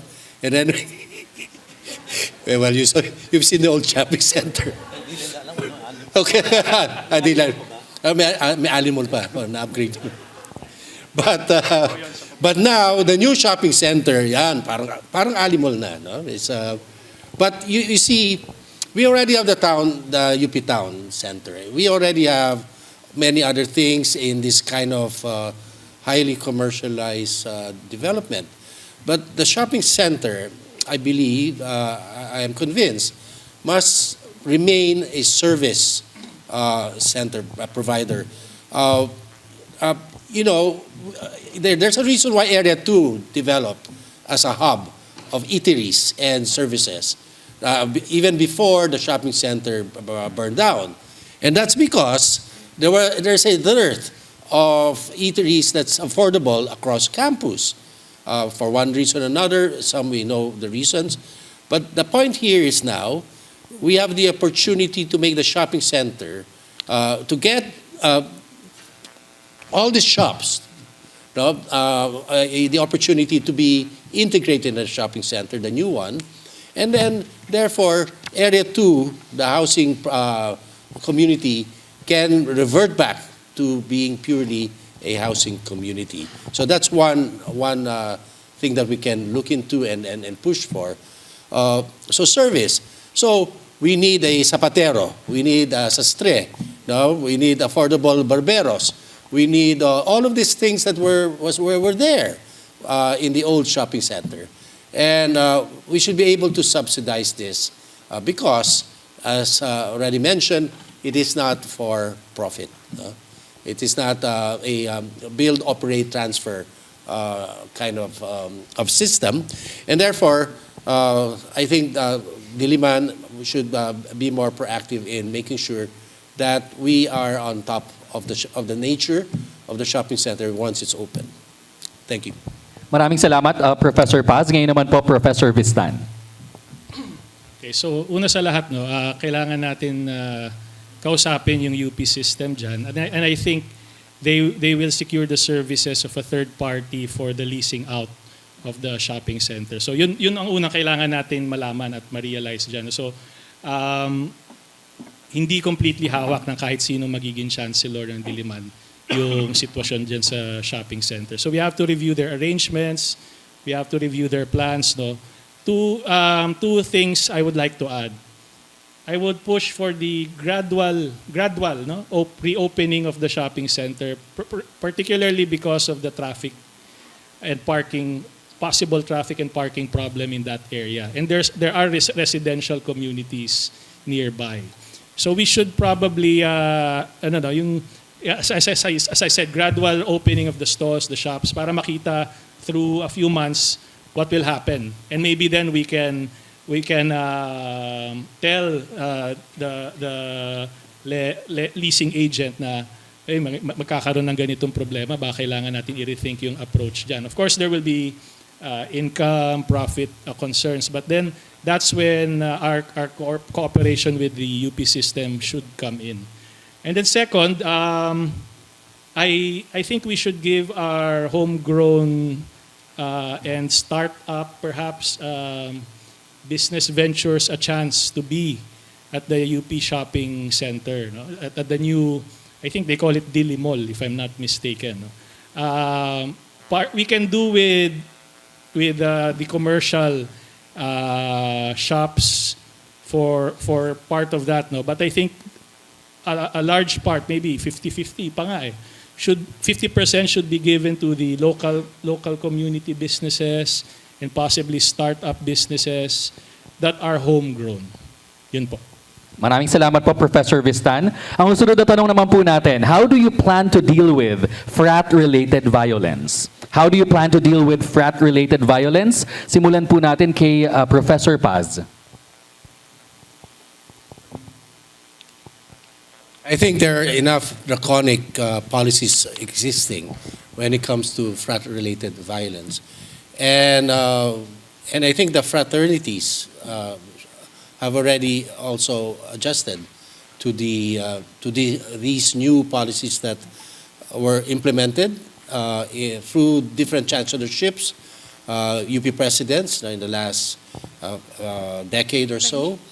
And therefore, first, of course, we should condemn any kind of any kind of violence for that matter, be it frat or domestic.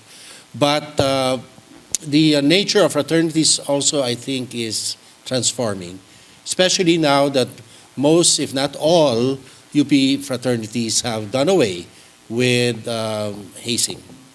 And so the idea that frat violence will have an upsurge in the future, I have hope that it will happen in the next couple of years.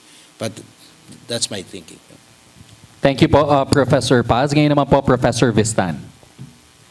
I think from my days as a fratman myself, early intervention in fraternity violence like rumbles, no, in particular, is the key. But I think hindi na masyado malaking problema yan ngayon from past, although di natin masabi no, dahil may pandemic.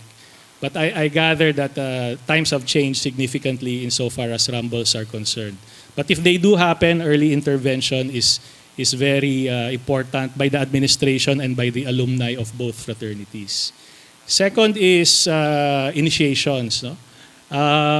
I think there are also changes happening here. But one problem of our system, and I do agree with Vic here that there are already enough rules, no? In place. The problem with UP, perhaps UP in general, is we have not fleshed out how those rules are to be implemented in our campuses. No? So these should be things that are, again, disclosed, no? In the first place, laid out, made public, so that walang excuse yung mga fraternities and other organizations not to be aware of them. But that's not all. No? We have other forms of violence against women in social media, bullying, things like that, happening in many forms, social media, etc. Now that is a more difficult, situation to address, and I suppose it's about how our students, no, are advised about what this thing called violence, no, yung violence against women. It's a legal concept, alam namin yan sa law, but it might not, but many of us, or many of our students may not be aware that things they do are in fact illegal and are considered violent conduct or violent acts. So again, making that public, I know the Office of the Vice Chancellor for Student Affairs has activities to orient student organizations and students in general, but maybe to improve on those and to give more examples of what can and cannot be done or should not be done, and making them aware that this is not just us telling you to be good boys or good girls, no? But these are possibly acts that can get you in jail, no? Get you in trouble with the law. So that's I think those are the things I would do should I become chancellor insofar as that those issues of violence are concerned. Maraming salamat po, Professor Vistan. Ngayon naman po, Professor Nemenzo. I agree with Vic and Carlo that there are already laws in place. No? What is really important is to study how we can effectively implement these laws. No? Isa to sa mga ginagawa ng OVCSA, no? Lalo pa na sa kanyang pagre-review ng student code. No? Hindi po, kuminsan hindi rin madaling implement dahil karamihan ng frats hindi nagpaparecognize. No? Kaya minsan kapag hindi ka na-recognize, paano man ma-regulate? No? Pero ang gusto ko sabihin, we should condemn frat-related violence. No? And not only frat-related violence, but the culture of misogyny and macho culture, no, that associated and bred within fraternities. No. Maraming nagsasabi, and I believe that frats are here to stay. No. They have history and traditions. No. These are very strong bonds of men. But what I want to say is that violence and the macho culture and misogyny associated with frats these are not part of those traditions. No? We should encourage fraternities to really reinvent themselves, explore more areas of cooperation and collaboration rather than competition. And this is how the university can help, no, by organizing these venues where the frats can work together, no, rather than always competing against each other out in the streets. No. But again, the laws are in place, but we should be uncompromising in our condemnation of violence, all forms of violence, no, related to fraternities. Thank you po. Isunod ko na rin po itong mula sa isa sa ating mga faculty members. I'd like to know what all the candidates think about the fact that there are no women candidates in the last round of selection for the UP presidency and this current round of selection of the UPD Chancellor. Did this happen by chance, or can this be connected to the impression that these battles for administrative positions in the university are just proxy fraternity wars? Simulan po natin kay Professor Vistan.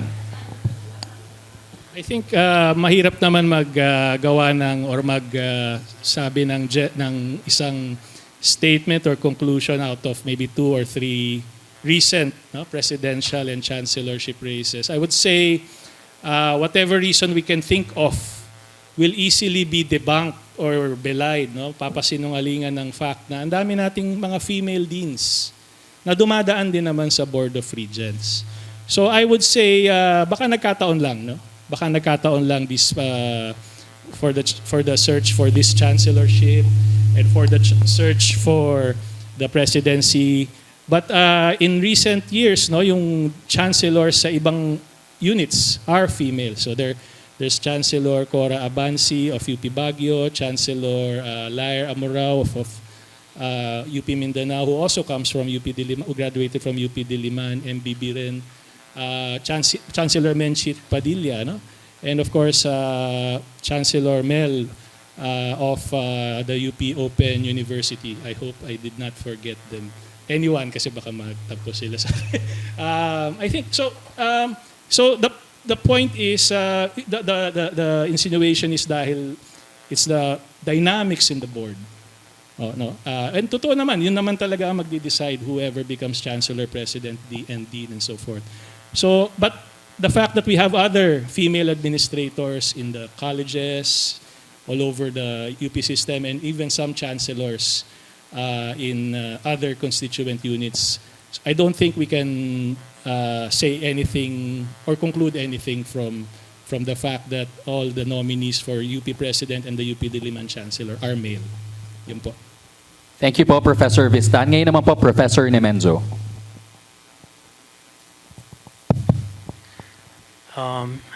Yeah, some of the best administrators I know are women. Nabanggit ni Carlo. One of the most, what used to be a really male-dominated college, the biggest college of engineering. No? I think 3 of the last 4, or maybe 4 of the last 5 deans, no, are women. No? So, nakaapat na, di ba? Nakaapat. No? Kaya wala namang katotohanan na talagang may pagkukulang ang kababaihan. Actually, nagtataka nga ako. In fact, I thought that there would be female nominees in this round. No? But what I want to say is that the chancellorship and any leadership position, these are open posts, and we do not have a dearth of definitely no dearth of women and in our university that can take on these posts effectively. Professor Vistan. Professor Paz, I'm sorry. Ganun din, nagkataon lang. I think the gender is not a crucial variable anymore in the leadership of the university for a long time. I think at least since the 1980s. And I can say this because a lot of the most effective, the most influential administrators I know in my life were women. And some are gay, and very few are men actually. Medyo rare nga na lalaki na kung tutusin, no? And so it's a non-issue, I think, and therefore so it's not an issue in this case. Yes, including my mother. Yes, for a long time a dean, Chancellor Roman, and then later on President Roman.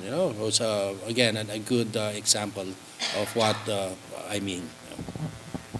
Maraming salamat po, Professor Paz. Ngayon naman po, Professor Vistan. I was the first. Sorry po.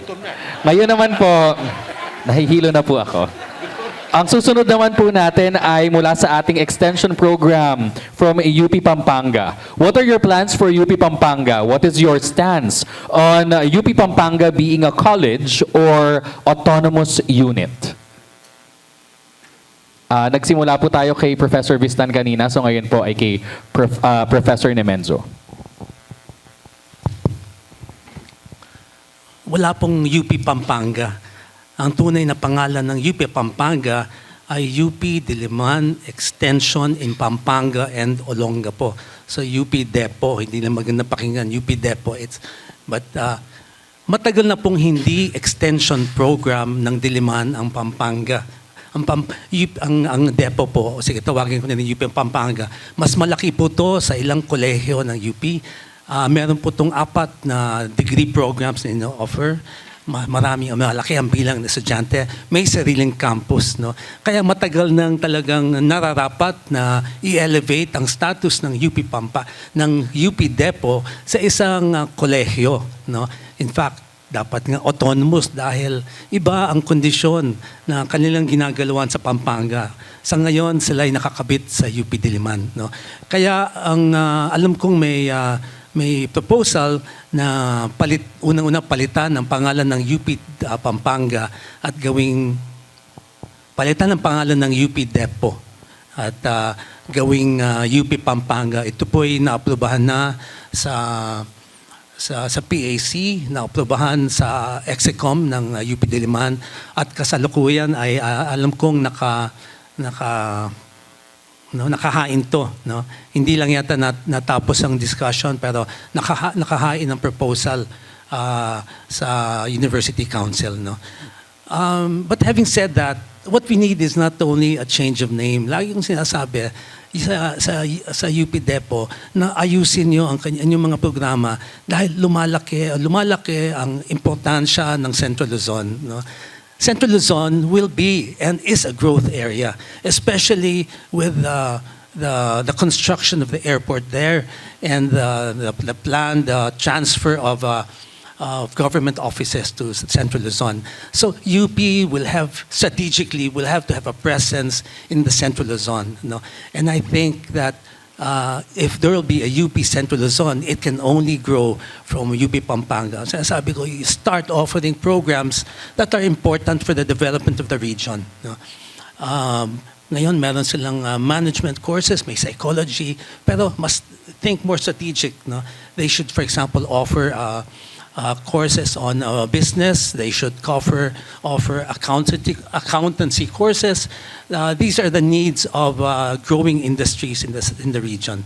But as I said, UP Depo is a step up, not only a change of name, but it has to be elevated into the level of the college as long as it's still with UP Diliman. I think it should be recognized as a college in its own right. But the UP system should think more strategically in terms of creating a bigger UP presence in the area by growing and developing the programs of UP Pampanga. Maraming salamat, Professor Nemenzo. Ngayon naman po, Professor Paz. Yes, I'm in favor of eventually UP Pampanga should be a separate autonomous unit. We are even in a better position now if you compare what we went through when UP Mindanao was created. What we just have to be careful about is exactly what happened when UP Mindanao was created. na ano tayo, no? Yung dahil minadali yun, kinalburo yun, ay a lot of our resources were channeled, no? to start it up. And so, if I remember correctly, that affected also the way our budget, no, in Diliman at that time.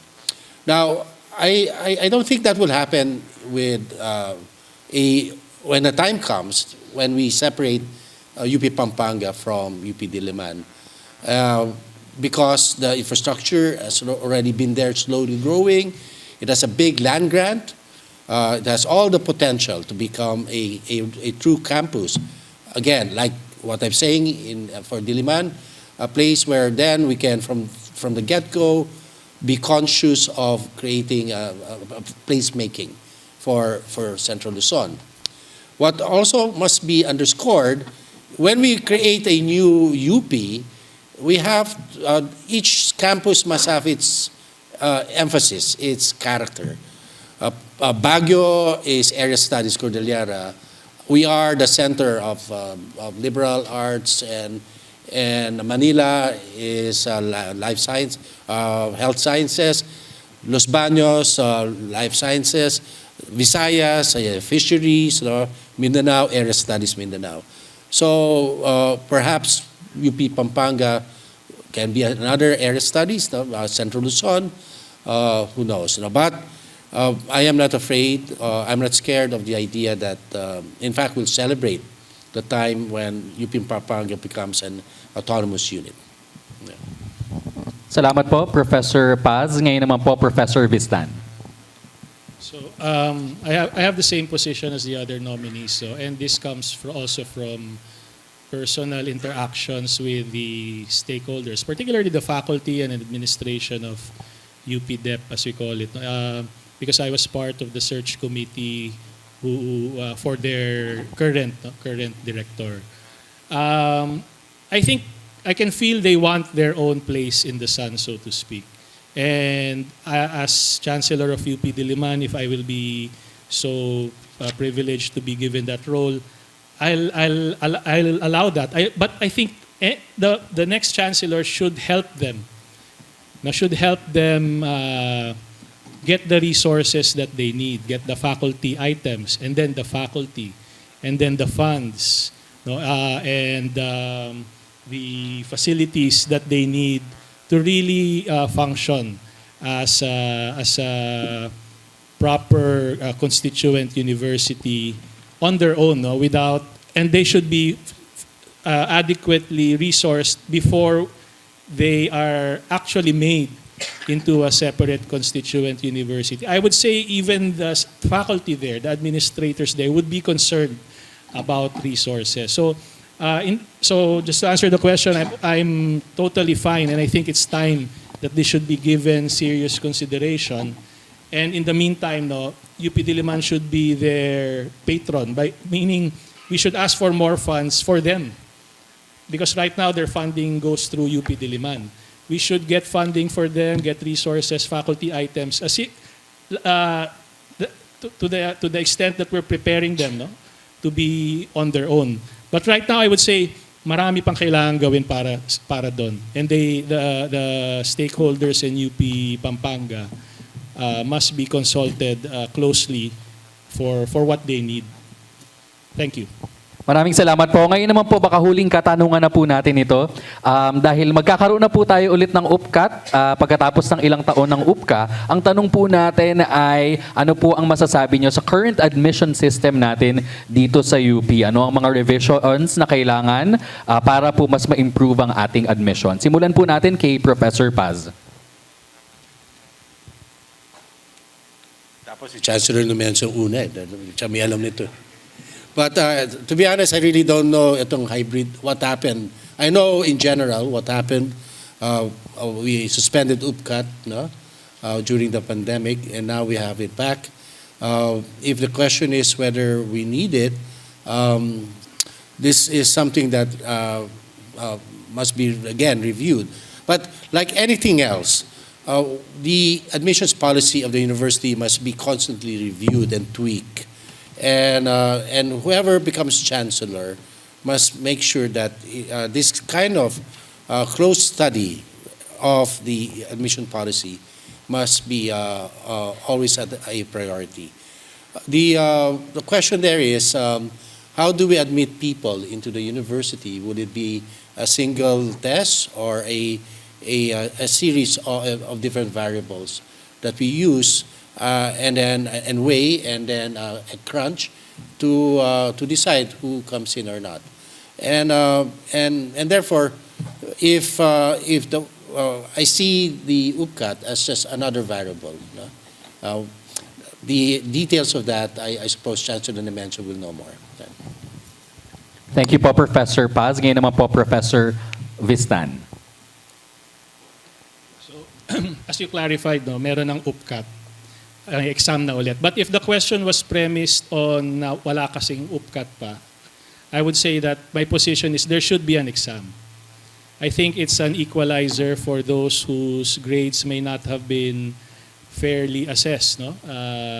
Perhaps, no, or not equally assessed or evaluated as their fellow applicants.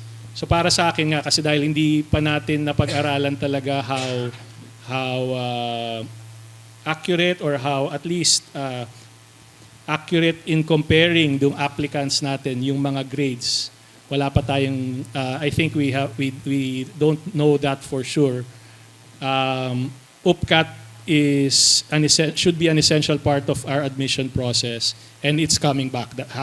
Fortunately, it's coming back, and we should. We have a very good Office of Admissions. I work with them for our law aptitude exam. They're very competent. They know what they're looking for. And so that's why I trust their testing capabilities. But having said that, maybe we should discuss. No? I wouldn't say necessarily I'll push it. No? Pero, you know, in other universities elsewhere, lalo na foreign, wala na ngang exam eh. Diba? Mga applications lang. But those are normally mga Ivy League. Ilan lang yung kinukuha nila. No? Mas madali siguro. And sa totoo lang, parang siguro yung mga nag-a-apply sa kanila, halos pare-pareho lang yung grades. That's not our situation. But I do want to look at the possibility of adding more to the equation. Exams, grades, may lugar pa ba yung things like extracurricular accomplishments or activities? So that's one thing I would like to look at in so far as our admission process is concerned. But that will take time. And I know that the challenge is, I don't know how many, 50,000 ba ang nag-uupkat sa atin or 100,000, no? more than what I even thought of. So ang hirap i-imagine nun. Actually, nung kinakausap kami ng Office of Admission sa UPBGC to help out in the venue, parang ilang araw yung kailangan nila, no?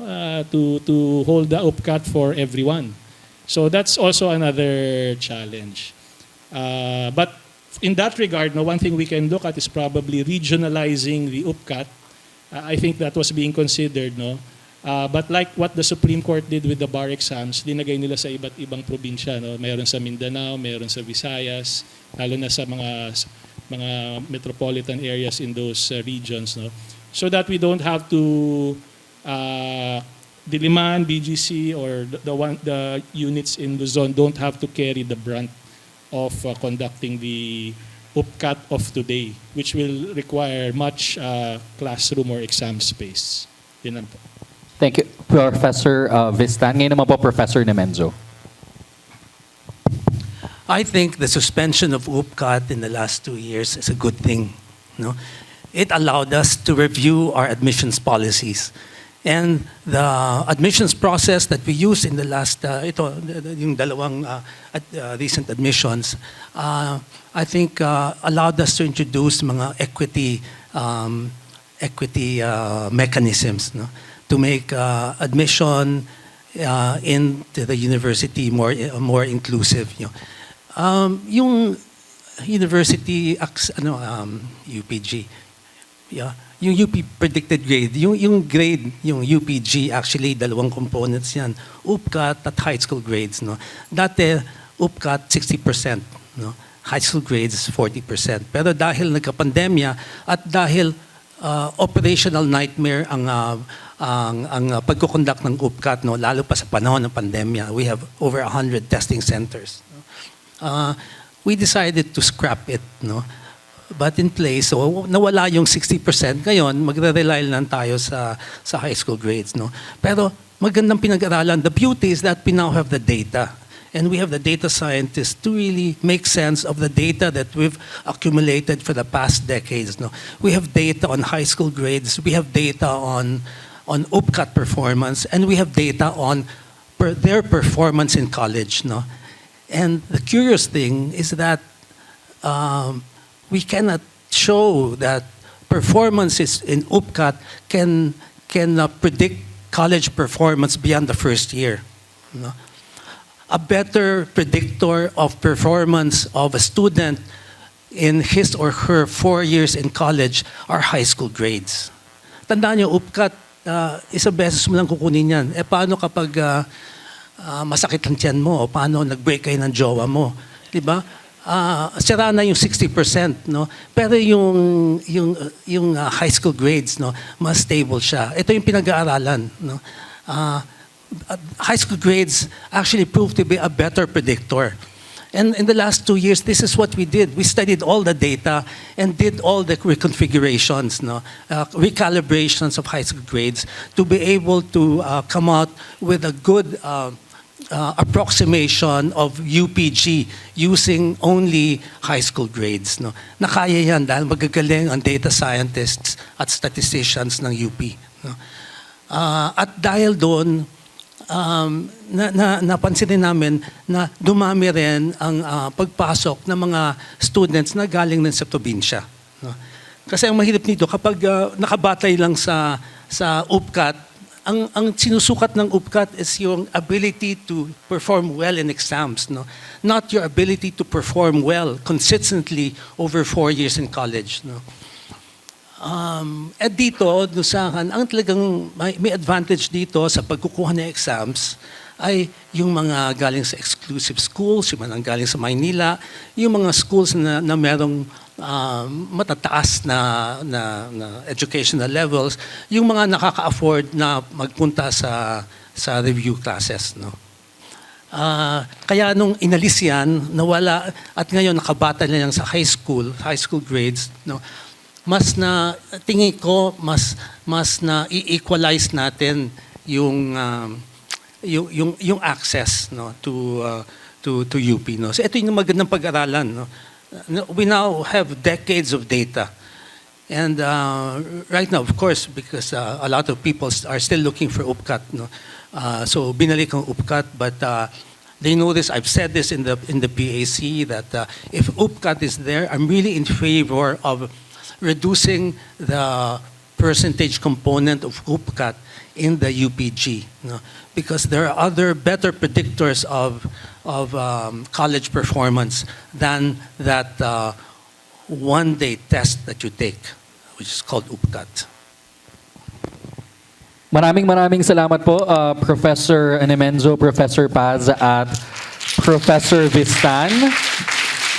Sa pagsagot po sa aming mga katanungan, maraming salamat po sa mga nandito sa Institute of Biology Auditorium at sa mga nakasubaybay po sa ating YouTube ng TVUP. Marami-rami pa po ang ating mga katanungan, pero ipapadala na lang po ng ating search committee itong mga questions na ito sa ating mga nominado. Makilahok po tayo sa diskusyon na ito sa pamamagitan ng pag-sign up sa ating mga sectoral consultations. Meron po tayong sign-up tables, sign-up sheets sa labas or sa registration tables after po ng forum natin. So, maaari po tayong sumama dito. You can come individually or in groups. For March 21, faculty and students may sign up for the sessions between 9 a.m. and 12 noon and 1 p.m. and 4 p.m. For March 22 naman po ay para sa mga reps and administrative staff. You may sign up for the sessions between 9 a.m. to 12 noon and 1 p.m. to 4 p.m. At para naman po sa March 23, the rest of the UP Diliman community and alumni may sign up for the sessions between 9 a.m. and 12 noon. The consultations will be at room 1131 at the Pavilion 1 of Palma Hall, College of Arts and Letters. Muli po, maraming salamat po. Palakpakan po muli natin ang ating mga nominado. Thank you very much. Maraming salamat din po sa ating search committee sa pangunguna ni Professor Ramolete.